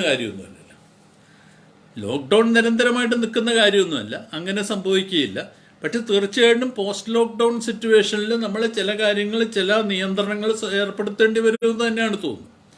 അല്ല പൂർണ്ണമായിട്ടുള്ള ഒരു തലത്തിലേക്ക് ചിലപ്പോൾ കുറച്ച് കാലത്തേക്ക് പോകണമെന്നില്ല. ചില മര്യാദകൾ, ചിലപ്പോൾ ചില പുതിയ ചില മോറൽ സംഭവങ്ങളൊക്കെ ചിലപ്പോൾ ഉണ്ടാവേണ്ടി. ചിലപ്പോൾ ഈ മാസ്കൊക്കെ ചിലപ്പോൾ നിലനിന്നിരിക്കും, നമുക്ക് പറയാൻ പറ്റില്ല. കുറേ ആളുകൾ മാസ്കൊക്കെ ഇട്ട് നടക്കുക എന്നൊക്കെ പറയുന്നത് നമ്മൾ കാണേണ്ടി വരും. അപ്പോൾ അതൊക്കെ നമ്മൾ ചെയ്യേണ്ടി വരും. അപ്പോൾ അങ്ങനെ വരുമ്പോൾ നമ്മൾ പൂർണ്ണമായിട്ടും തിരിച്ച് പുതിയ മര്യാദ പോകാതിരിക്കുന്നൊരവസ്ഥയൊന്നും ഉണ്ടാവില്ല. അതുകൊണ്ട് തന്നെ നമുക്ക് അത്തരത്തിലുള്ള സോഷ്യൽ ഗ്യാതറിങ്സ് ഉണ്ടാവും. പിന്നെ മറ്റൊരു കാര്യമുള്ളത്, ഓൺലൈൻ ഒരു ഓൾട്ടർനേറ്റീവായിട്ട് പലരും പറയുന്നുണ്ട്. എനിക്ക് അതിന് പരിമിതിയുണ്ട്. കാരണം ഓൺലൈനിൽ നമുക്കിങ്ങനെ വിവരം കൈമാറാമെന്നല്ലാതെ ഒരു ആക്ഷനിലേക്ക് നീങ്ങാനൊന്നും കഴിയില്ല. വിവരം കൈമാറാനായിട്ട് സാധിക്കും. ഒരു ആക്ഷൻ എന്ന് പറയുന്നത് സോഷ്യൽ ആക്ഷൻ തന്നെയാണ്. അത് ഓൺലൈൻ ആക്ഷനൊന്നും ആക്ഷനല്ല. അപ്പം അങ്ങനെ വരുമ്പോൾ അത്തരത്തിലുള്ള വിവരം കൈമാറാനോ അതൊരു ആക്ഷനിലേക്ക് നീങ്ങുക എന്ന് പറയുമ്പോൾ, പക്ഷെ ആക്ഷൻ എങ്ങനെ വേണം എന്നുള്ള കാര്യത്തെക്കുറിച്ച് തന്നെ നമ്മൾ ഗൗരവപൂർവ്വം പരിശോധിക്കേണ്ടി വരും. അത് സാധ്യമാണ് എന്നുള്ളതാണ് എനിക്ക് തോന്നുന്നു. പിന്നെ വർക്കേഴ്സിൻ്റെ കാര്യം ഞാൻ മുമ്പ് പറഞ്ഞു. ലോക്ക്ഡൗണിൻ്റെ കാര്യത്തിൽ നമ്മൾ വർക്കേഴ്സിനെ യൂട്ടിലൈസ് ചെയ്യണമെന്ന് മറ്റും പറയുന്നതിൽ അർത്ഥമൊന്നുമില്ല. അത് അത് നമ്മൾ ലോക്ക്ഡൗൺ കഴിഞ്ഞതിന് ശേഷം മാത്രമേ അവർ പൂർണ്ണമായിട്ട്, പക്ഷെ അതെങ്ങനെ വേണം എന്നുള്ള കാര്യത്തെക്കുറിച്ചൊക്കെ തന്നെ കൃത്യമായ പ്ലാനിങ് വേണ്ടി വരും എന്നുള്ളതാണ് സൂചിപ്പിക്കുന്നത്. അപ്പോൾ അങ്ങനെ വരുമ്പോൾ ഞാനിവിടെ പറയാൻ ശ്രമിച്ച കാര്യം എന്ന് പറയുന്നത്, ഈ അവസാനം സൂചിപ്പിച്ച ജവാന്മാരുടെ ജാഗ്രതയും തമ്മിൽ യാതൊരു ബന്ധവുമില്ല. അതുകൂടി പറയാം. കാരണം ജവാന്മാരുടെ ജാഗ്രത എന്ന് പറയുന്നത് സർവേലൻസാണ്. പുറത്തുനിന്നുള്ള ആളുകൾ അകത്ത് കടക്കാതിരിക്കാനായിട്ട് അവരെ വല്ലവനും അകത്ത് കയറിക്കഴിഞ്ഞാൽ അവനെ പട്ടാളക്കാർ വെടിവെച്ച് കൊല്ലാനൊക്കെ ആയിട്ട് മറ്റേ കാശ്മീരിലൊക്കെ ആൾക്കാരെ നിർത്തിയിരിക്കുന്ന പോലെ അങ്ങനെ നിർത്തുന്ന പരിപാടിയല്ല യഥാർത്ഥത്തിൽ ഇവിടെ ജാഗ്രത എന്ന് പറയുന്നതുകൊണ്ട് ഉദ്ദേശിക്കുന്നത്. ഇവിടെ ജാഗ്രത എന്ന് പറയുന്നത് ഉദ്ദേശിക്കുന്നത് അടിസ്ഥാനപരമായിട്ട് പ്രത്യേക സമൂഹത്തിലെ ആ സമൂഹത്തിൻ്റെ ക്ഷേമത്തിന്, വെൽബീയിങ്ങിന്, ആ സമൂഹത്തിൻ്റെ വളർച്ച ഉപയുക്തമായ കാര്യങ്ങളാണോ നടക്കുന്നത്, അതല്ലാത്തതാണ്. ഒരു സമൂഹത്തിൻ്റെ നിലനിൽപ്പിന് ഉപയുക്തമായിട്ടുള്ള കാര്യങ്ങളാണ് നടക്കുന്നതെങ്കിൽ അതിനെ അംഗീകരിക്കുകയും പ്രോത്സാഹിപ്പിക്കുകയും, അതിനല്ലാത്തതാണ് കാര്യങ്ങൾ നടക്കുന്നതെങ്കിൽ അതിനെ പരമാവധി ഡിസ്കറേജ് ചെയ്യുകയും ചെയ്യുന്നതിലാണ് ജാഗ്രത. അല്ലാതെ ഈ ഭടന്മാരുടെ പരിപാടിയൊന്നും ഇവിടുത്തെ പരിപാടിയല്ല. അതുകൊണ്ട് അത്തരത്തിൽ തെറ്റിദ്ധരിക്കേണ്ട കാര്യമില്ല എന്നുള്ളതാണ് ഞാനിവിടെ സൂചിപ്പിക്കുന്നത്.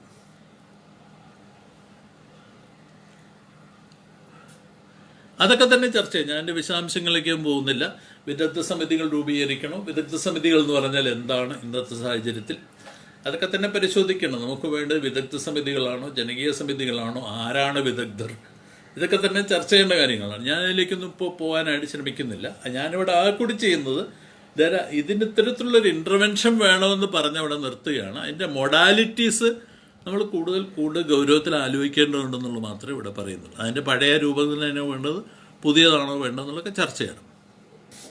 അല്ല, ഇതിപ്പോൾ ഞാനിവിടെ പറയാൻ ശ്രമിച്ചു, നമ്മളിവിടെ കേരളം എന്ന് പറയുന്നത് ഇപ്പോൾ ഇന്ത്യയുടെ ഒരു മൊത്തം ഒരു പരിച്ഛേദമൊന്നുമല്ല. മറ്റു പ്രദേശങ്ങളിൽ നടക്കുന്നത് എങ്ങനെയാണെന്ന് വെച്ചാൽ ഇന്ത്യക്ക് പറയാനായിട്ട് സാധിക്കില്ല. കേരളത്തിലിപ്പോൾ കേരളത്തിൻ്റെ ചില പ്രത്യേകതകളുള്ളതുകൊണ്ട്, കേരളത്തിൻ്റെ വളർച്ചയുടെ ചില പ്രത്യേകതകളുണ്ട്. നമ്മളിവിടെ ഭൂമിശാസ്ത്ര പ്രത്യേകതകളുടെ അടിസ്ഥാനത്തിൽ ഇവിടെ ധാരാളമായിട്ട് ജനങ്ങൾ തമ്മിലുള്ള സമ്പർക്കമുണ്ട്, വരവും പോക്കുമുണ്ട്, പരസ്പരം ജനങ്ങളുടെ വിന്യാസമുണ്ട്. ആ ഒരു പശ്ചാത്തലത്തിലാണ് നമ്മളിതൊക്കെ പറയുന്നത്. ഇങ്ങനത്തെ ജാഗ്രതയൊക്കെ സാധ്യമാണ്. ഇപ്പോൾ പൂർണ്ണമായിട്ടിപ്പോൾ നമ്മളിപ്പോൾ ബോംബെയിൽ ഒരു കാര്യം പറയുകയാണെങ്കിൽ, മഹാരാഷ്ട്ര പോലെയുള്ള ഒരു സ്റ്റേറ്റിൽ നമുക്ക് ബോംബെയിലും പൂനെയിലും മാത്രമായിട്ട് മറ്റേ ഈ കോവിഡ് ഒതുങ്ങിക്കിടക്കുകയും അവിടുത്തെ ഇൻറ്റീരിയർ വില്ലേജസ് ഒന്നും ഇതുമായിട്ട് യാതൊരു ബന്ധവുമില്ലാതെ നിലനിൽക്കുകയും ചെയ്യുന്ന ഒരവസ്ഥ നമ്മൾ കാണുന്നുണ്ട്. അപ്പം അതൊക്കെ കാണിക്കുന്നൊരു പ്രധാനപ്പെട്ട കാര്യം, ഒരുപക്ഷെ നമ്മൾ പറയുന്ന ജാഗ്രതയുടെ കേരളത്തിൻ്റെ രൂപമായിരിക്കണമെന്നില്ല എല്ലാം മറ്റെല്ലാ സംസ്ഥാനങ്ങളിലും ഉണ്ടായി വരിക. പക്ഷേ അവിടെ പറഞ്ഞു വരുന്ന അങ്ങനെയുള്ളൊരു സാധ്യത എക്സ്പ്ലോർ ചെയ്ത് കൊണ്ടുവരിക എന്നുള്ളതാണ് പ്രധാനം എന്നാണ് തോന്നുന്നത്. അങ്ങനെ വരുമ്പോൾ അത് പരിശോധിക്കണം എന്നുള്ളത് മാത്രമേ ഇവിടെ പറയാം. പിന്നെ പിരിച്ചുവിടപ്പെട്ട തൊഴിലാളികളെ കുറിച്ച് പറഞ്ഞു, അത് ഉണ്ടാവും എന്നുള്ളത് തന്നെയാണ് എൻ്റെ പ്രതീക്ഷ. പ്രധാനമായിട്ടും ചെറുകിട വ്യവസായങ്ങൾ, അതുപോലെ തന്നെ ആക്സസറി ഇൻഡസ്ട്രീസ് എന്ന് പറയുന്ന വൻകിട വ്യവസായം, IT പോലെയുള്ള, അതുപോലെ ലൈറ്റ് മെഷീൻ ടൂൾസ് പോലെ അങ്ങനെയൊക്കെയുള്ള ആക്സസറി ഇൻഡസ്ട്രീസ്, ഇത്തരത്തിലുള്ള മേഖലകളൊക്കെ തന്നെ വൻതോതിൽ മിക്കവാറും പിരിച്ചുവിടപ്പെടാനുള്ള സാധ്യതയുണ്ട്. ഇവരെ പുനരധിവസിപ്പിക്കുക എന്നുള്ള എളുപ്പമുള്ള കൂടി നമുക്ക് ചെയ്യാൻ കഴിയണമെന്ന് തോന്നുന്നു. ഒരുപക്ഷെ പരിശോധിക്കാവുന്നൊരു കാര്യമാണ്. അതായത് നമുക്കില്ലാത്ത, കേരളത്തിന് സാധ്യമല്ലാത്ത, അല്ലെങ്കിൽ കേരളത്തിൻ്റെ കൈവശമില്ലാത്ത ചില ടെക്നിക്കൽ സ്കില്ലുകളുള്ള ആളുകളെ പരമാവധി അവരുടെ ജോയിൻ്റ് ആയിട്ടുള്ള സംരംഭങ്ങൾ തുടങ്ങാൻ പ്രോത്സാഹിപ്പിക്കുക എന്നുള്ളത്. എന്ന് പറഞ്ഞാൽ അവർക്ക് അവരുടെ കാശുണ്ടാവണമെന്നില്ല. കാശുണ്ടെങ്കിൽ അത്യാവശ്യം അതിന് ബാങ്ക് ലോണൊക്കെ കൊടുക്കേണ്ടി വരും. അവരെ അത്തരത്തിൽ പിടിച്ചു നിർത്തേണ്ടി വരും. അങ്ങനെയുള്ള സംരംഭങ്ങൾ തുടങ്ങിയിട്ട് താഴെത്തട്ടിൽ നിന്ന് അവരുടെ സംരംഭങ്ങളെ പ്രോത്സാഹിപ്പിച്ച് കൊണ്ടുവരേണ്ടി വരും. അതിന് മാർക്കറ്റ് കണ്ടെത്തേണ്ടി വരും. അതിനൊക്കെയുള്ള ഒരു പുതിയ തരത്തിലുള്ള, ഞാനതിന് ക്യാപിറ്റലിസം ഫ്രം ബിലോ ഒന്നും പറയുന്നില്ല, ഒരുപക്ഷെ ഒരു പഴയ പ്രയോഗമാണ്, അങ്ങനെയൊക്കെ വേണമെങ്കിൽ പറയാം.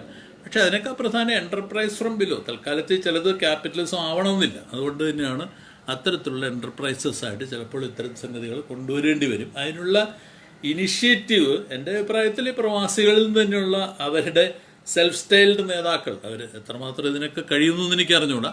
പക്ഷേ അവർ തന്നെ കുറേ കാര്യങ്ങൾ ചെയ്യുന്നു, ചിലപ്പോൾ ഇനീഷ്യേറ്റീവ്സ് ഒക്കെ എടുക്കേണ്ടി വരും. ഞാൻ പറയുന്നവരുടെ വൻകിടക്കാരുടെ കാര്യമല്ല, വൻകിടക്കാരൊന്നും ബോധമല്ല, മറ്റുള്ളവരുടെ കാര്യം, സാധാരണക്കാരുടെ കാര്യമാണ്. പറഞ്ഞപ്പോൾ ഏതാണ്ട് അവസാനിപ്പിക്കാമെന്ന് തോന്നുന്നു.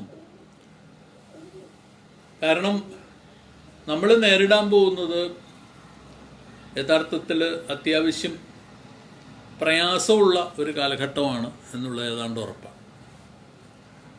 ആ പ്രയാസമുള്ള കാലഘട്ടത്തിൽ ദൗർഭാഗ്യവശാൽ ഒന്ന് രണ്ട് ചോദ്യങ്ങൾ പിന്നെ വന്നിട്ട് ഒരു മിനിറ്റ് അത് പറയാം. ദൗർഭാഗ്യവശാൽ നമുക്കിപ്പോൾ തെരഞ്ഞെടുപ്പുകൾ അങ്ങനെ പലതും വരും. അതിനെപ്പറ്റി അത് നമുക്ക് കാര്യമല്ല. അതിനോടൊപ്പം തന്നെ കുറേ കാര്യങ്ങൾ രാഷ്ട്രീയമായിട്ടുള്ള ചർച്ചകളും സംവാദങ്ങളൊക്കെ വരും.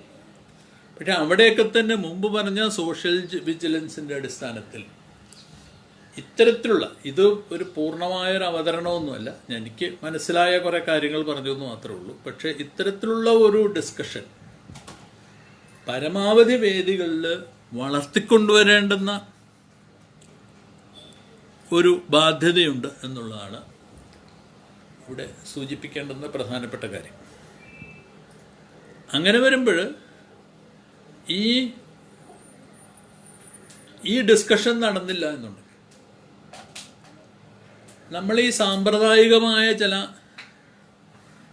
തൊഴുത്തിൽ കുത്ത് ടൈപ്പ് ചർച്ചകളിലേക്ക് മാത്രം നീങ്ങും. നമ്മളെ മാധ്യമങ്ങളടക്കം യഥാർത്ഥത്തിൽ അവർക്ക് അതിൽ മാത്രമാണ് താല്പര്യം. കഴിഞ്ഞ പലതവണയായിട്ട് മുഖ്യമന്ത്രിയും മറ്റു പലരുമൊക്കെ തന്നെ ഈ സാമ്പത്തിക പ്രതിസന്ധിയെക്കുറിച്ചുമൊക്കെ പറയുന്നുണ്ടെങ്കിലും ഇതുവരെ സീരിയസ് ആയിട്ട് കേരളത്തിലുള്ള മാധ്യമങ്ങൾ ഇത് എടുത്തിട്ടില്ല എന്നുള്ളത് നമുക്ക് എല്ലാവർക്കും അറിയാം. അല്ല എന്നും പറയുന്നില്ല, അവർക്ക് എന്താണെന്ന് മനസ്സിലായിട്ടില്ല എന്നാണ് എനിക്ക് തോന്നുന്നത്. അത് എന്താണെന്ന് മനസ്സിലായിട്ടില്ല, യഥാർത്ഥത്തിൽ എന്ത് സംഭവിക്കുന്നു, ഈ ഒരു ഗൗരവമുള്ള ഒരു സാമ്പത്തിക പ്രതിസന്ധി, ഒരു ഫിനാൻഷ്യൽ എന്നുള്ളതിനെ കുറിച്ചുള്ള നമ്മൾ ആദ്യഘട്ടത്തിൽ നവലിബറലിസത്ത് തുടങ്ങിയ കാലഘട്ടത്തിൽ അതിനെക്കുറിച്ച് വിവരമില്ലായിരുന്ന പോലെ തന്നെ ഇപ്പോഴൊരു ക്രൈസിസ്. കാരണം എല്ലാ ദിവസവും എല്ലാവരും പ്രതിസന്ധിയെക്കുറിച്ച് പറയുന്നുണ്ട്. ഒരു ക്രൈസിസ് എന്ന് പറഞ്ഞാൽ എന്താണ് എന്നുള്ളതിനെ കുറിച്ച് സാമാന്യമായിട്ടുള്ളൊരു ബോധം നമ്മുടെ ഒരു ഈ അഭിപ്രായ സമന്വയം നടത്തുന്ന ആൾക്കാർക്കില്ലാത്തതിൻ്റെ ഒരു പ്രശ്നമുണ്ട്. അങ്ങനെ വരുമ്പോൾ സംഭവിച്ചുകൊണ്ടിരിക്കുന്നൊരു പ്രധാനപ്പെട്ട കാര്യം എന്ന് പറയുന്നത് ഇപ്പോൾ ഗൾഫിലെ ആൾക്കാർ പോയി, ഗൾഫിലെ ആൾക്കാർ നമ്മുടെ നട്ടെല്ലാണ്. പലരും പറയുന്നുണ്ട്, നമ്മുടെ മന്ത്രിമാരടക്കം പറയുന്നൊരു കാര്യമാണ്, നട്ടെല്ലാണ് എന്ന് പറയുന്നത്. ഇപ്പോൾ ഗൾഫിലെ ആൾക്കാർ പാപ്പരായിക്കൊണ്ടിരിക്കുകയാണ് എന്നുള്ളതാണ് നമ്മുടെ ഒരു സുഹൃത്ത് ഇവിടെ സൂചിപ്പിക്കുന്നത്, എഴുതി സൂചിപ്പിക്കുന്നൊരു കാര്യങ്ങളൊന്നും അതാണ്, പാപ്പരായിക്കൊണ്ടിരിക്കുകയാണ്. ഇപ്പം നട്ടല്ലായ ആളുകൾ പാപ്പരായിക്കൊണ്ടിരിക്കുക എന്ന് പറഞ്ഞാൽ എൻ്റെ അർത്ഥം നട്ടല്ലൊടിയുന്നു എന്നുള്ളതാണ്. ആ നട്ടല്ലൊടിയുന്നു എന്ന് പറഞ്ഞാൽ എൻ്റെ അർത്ഥം എന്താണ്? കേരളത്തിനെ സംബന്ധിച്ചിടത്തോളം നമ്മളുടെ ഇവിടുത്തെ ലിക്വിഡ് ക്യാഷ് എന്ന് പറയുന്നത് ഇല്ലാതായി പോവുകയാണെന്നുള്ളതാണ്. ഇവിടുത്തെ പണം, ഇവിടുത്തെ ആളുകളുടെ ഇടയിൽ ഇതുവരെ ധാരാളിത്തത്തോടുകൂടി ഉപയോഗിച്ചിരുന്ന പണം എന്ന് പറയുന്നത് ഇല്ലാതായി പോവുകയാണെന്നുള്ളതാണ് എൻ്റെ അർത്ഥം. അങ്ങനെ വരുമ്പോൾ എന്ത് ചെയ്യണമെന്നുള്ളതിനെ കുറിച്ചുള്ള ഗൗരവപൂർവമായ ചർച്ച എന്ന് പറയുന്നത് പലപ്പോഴും വഴിതെറ്റി. അതാണ് അതിലെ പ്രശ്നം. വിടും ഇവൻ കട്ടു മറ്റവൻ കട്ടു എന്നുള്ള ചർച്ചയായിട്ട് മാറുക. ഞാൻ പറയുന്നത് ഒരു എന്നെ സംബന്ധിച്ചത് ക്യാപിറ്റലിസ്റ്റ് സമൂഹത്തിൽ കളവുണ്ടാവും, ഞാനും നിഷേധിക്കുന്നില്ല. ഒരു ചെറിയ ശതമാനം ആളുകൾ കക്കും, അതിനെപ്പറ്റി എനിക്ക് തർക്കമൊന്നുമില്ല. പക്ഷേ ഈ കളവിൻ്റെ ഉള്ളിലാണ് ക്യാപിറ്റലിസം വളരുന്നത്. ഈ കളവിൻ്റെ ഉള്ളിലാണ് ക്യാപിറ്റലിസം വളരുന്നത്. അമേരിക്കയെ പോലെയും ജപ്പാനെ പോലെയും ഒക്കെയുള്ള രാജ്യങ്ങൾ ശക്തമായതൊക്കെ ഇതിൻ്റെ അകത്തു നിന്ന് തന്നെ ഒന്നുകൊണ്ടാണ്. അങ്ങനെ പറയുമ്പോൾ ഈ കളവാണോ പ്രധാനം, അതോ അതിനോടൊപ്പം തന്നെ ഇതിൻ്റെ ഫലമായിട്ടൊരു ലോങ് ടേം ആയിട്ടുണ്ടാകാവുന്ന പ്രതിസന്ധിയുടെ രൂപമാണോ പ്രധാനം? നമ്മുടെ നാട്ടിലുള്ള ആളുകൾക്ക് ഇത് രണ്ടും തമ്മിലുള്ള വ്യത്യാസം അറിഞ്ഞുകൂടാത്തൊരവസ്ഥയാണ്. അതുകൊണ്ടാണ് ഈ ധൂർത്തിനെക്കുറിച്ചും മറ്റുമൊക്കെയുള്ള ചർച്ചകൾ നടക്കുന്നത്. ഞാൻ പറയും ധൂർത്തുണ്ടോ ഇല്ലയോ എന്നുള്ള ചർച്ച നടത്താൻ ഞാൻ ഇപ്പോൾ തയ്യാറില്ല. അതിനെ കൂടെ ചർച്ചകൾ മുഴുവൻ നടക്കുന്നതിൻ്റെ കാര്യം ഇത് പാസിങ് ദ ബക്ക്, മറ്റൻ്റെ തലയിൽ വെച്ച് കിട്ടുക. ഞങ്ങളല്ല കുറ്റക്കാർ, അങ്ങനെ വെച്ച് കിട്ടിയിട്ട് ഒരു കാര്യമില്ലാത്തൊരവസ്ഥയാണ്. കാരണം പണം വന്നില്ല എന്നുണ്ടെങ്കിൽ, പണം മുമ്പ് പറഞ്ഞ പോലെ പാവപ്പെട്ട് തിരിച്ചു കൊണ്ടുവന്നില്ല എന്നുണ്ടെങ്കിൽ, നിങ്ങൾക്ക് ഇപ്പോൾ ഉദാഹരണം പറയുകയാണെങ്കിൽ ഇപ്പോൾ നമ്മുടെ നാട്ടിൽ ഏറ്റവും കൂടുതൽ ഗൾഫ് പണം വരുന്ന സ്ഥലങ്ങളാണ് കണ്ണൂർ, കാസർഗോഡ്, തൃശ്ശൂർ, കോഴിക്കോട്, പിന്നെ മലപ്പുറം അവസാനമാണ്. ഈ ജില്ലകളെ സംബന്ധിച്ച് ഈ ജില്ലകൾ കോവിഡ് ബാധിത ജില്ലകളിൽ ഏറ്റവും സ്ട്രോങ്ങസ്റ്റ് ആയിട്ട് കിടക്കുന്ന കാസർഗോഡും കണ്ണൂരുമാണെന്നുള്ളത് ശ്രദ്ധിക്കണം. അതിൻ്റെ അർത്ഥം അവിടെ കിടക്കുന്നവർ യഥാർത്ഥത്തിൽ ഇതിൻ്റെ ഫലമായിട്ട് വൻതോതിലുള്ള ഒരു ക്രൈസിസിൽ അകപ്പെട്ടിരിക്കുകയാണ്. അത് തിരിച്ചു വരുന്നത് പാപ്പരായിട്ടായിരിക്കും തിരിച്ചു വരിക. ആ പണം ഇല്ലാതെയാവുകയാണ്. അപ്പോൾ എന്ത് ചെയ്യും? പ്രശ്നം. അങ്ങനെ വരുമ്പോൾ ഒരു പുനരധിവസിപ്പിക്കണമെന്നുണ്ടെങ്കിൽ, റിസോഴ്സ് കണ്ടെത്തണമെന്നുണ്ടെങ്കിൽ ആ റിസോഴ്സ് എവിടെ നിന്ന് കണ്ടെത്തണം? അവിടെയാണ് കടമെടുപ്പിനെ കുറിച്ചുള്ള ചർച്ച. അതിലേക്ക് നീ അവിടെ കിടക്കുന്നില്ല. പക്ഷെ അങ്ങനെ വരുമ്പോൾ ഇതിനാവശ്യമായിട്ടുള്ള ഒരു ഗൗരവം വേണമെന്നുണ്ടെങ്കിൽ ഈ പ്രതിസന്ധി എത്രമാത്രം റൂട്ട് കണ്ടെത്തണം. ഇപ്പോൾ ഇപ്പോഴത്തെ ഗൾഫിനെ കുറിച്ചുള്ള തെളിവുകൾ വെച്ചുകൊണ്ട് മലപ്പുറം ജില്ലയിലാണ് ഏറ്റവും കൂടുതൽ ആൾക്കാർ ഗൾഫിലുള്ളത്. ഏറ്റവും കുറവ് പണം വരുന്നത് മലപ്പുറത്ത്. കാരണം മെജോറിറ്റി ഓഫ് ദി പോപ്പുലേഷൻ അവിടെ അൺസ്കിൽഡ് പാവപ്പെട്ട ലേബറേഴ്സാണ് ബഹുഭൂരിപക്ഷവും. ഇവരാണ് തിരിച്ചു വരാൻ പോകുന്നത്. അപ്പോൾ മലപ്പുറത്ത് എന്ത് ചെയ്യണം? ചർച്ച വേണ്ടേ? അങ്ങനെ ചർച്ച ചെയ്യുന്നതിന് പകരം നമ്മൾ വെറുതെ അങ്ങോട്ടും ഇങ്ങോട്ടും വഴക്കുകൂടി. ഇവിടെയാണ് ഞാൻ പറഞ്ഞ അടിസ്ഥാനപരമായിട്ടുള്ള നമ്മളുടെ ഡിസ്കഷനിലുള്ള ദൗർബല്യം ആയിട്ട് പറയുന്നു. പിന്നെ ഇതിൽ 1-2 ചോദ്യങ്ങൾ കൂടി ചോദിച്ചപ്പോൾ ഇതിന് പിന്നെ വന്നിട്ടുണ്ട്. അപ്പം അതുകൊണ്ട് നമ്മൾ കാണണം, അതുകൊണ്ട് പ്രവാസി കേരളം പാപ്പരാകുന്നു എന്നുള്ളതാണ് എൻ്റെ അർത്ഥം. അങ്ങനെ കേരളം പാപ്പരാവുകയാണെങ്കിൽ അതിൽ നിന്ന് രക്ഷപ്പെടണമെങ്കിൽ ചെയ്യേണ്ട പണിയെക്കുറിച്ച് ആലോചിക്കുന്നവരെ ഞാനോ നീയോ എന്നുള്ള തർക്കത്തിൽ വലിയ പ്രസക്തിയില്ല എന്നുള്ളതാണ് ഞാനിവിടെ പ്രധാനമായിട്ട് സൂചിപ്പിക്കുന്നത്. അതിൽ വലിയ കാര്യമൊന്നുമില്ല എന്നുള്ളതാണ് ഇവിടെ സൂചിപ്പിക്കുന്നത്. പിന്നെയുള്ളത് ഇവിടെ വേറെ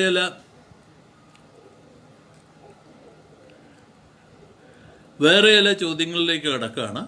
അതിലൊന്ന്, വിദ്യാഭ്യാസ സ്ഥാപനങ്ങളിലെ അരാഷ്ട്രീയവാദം.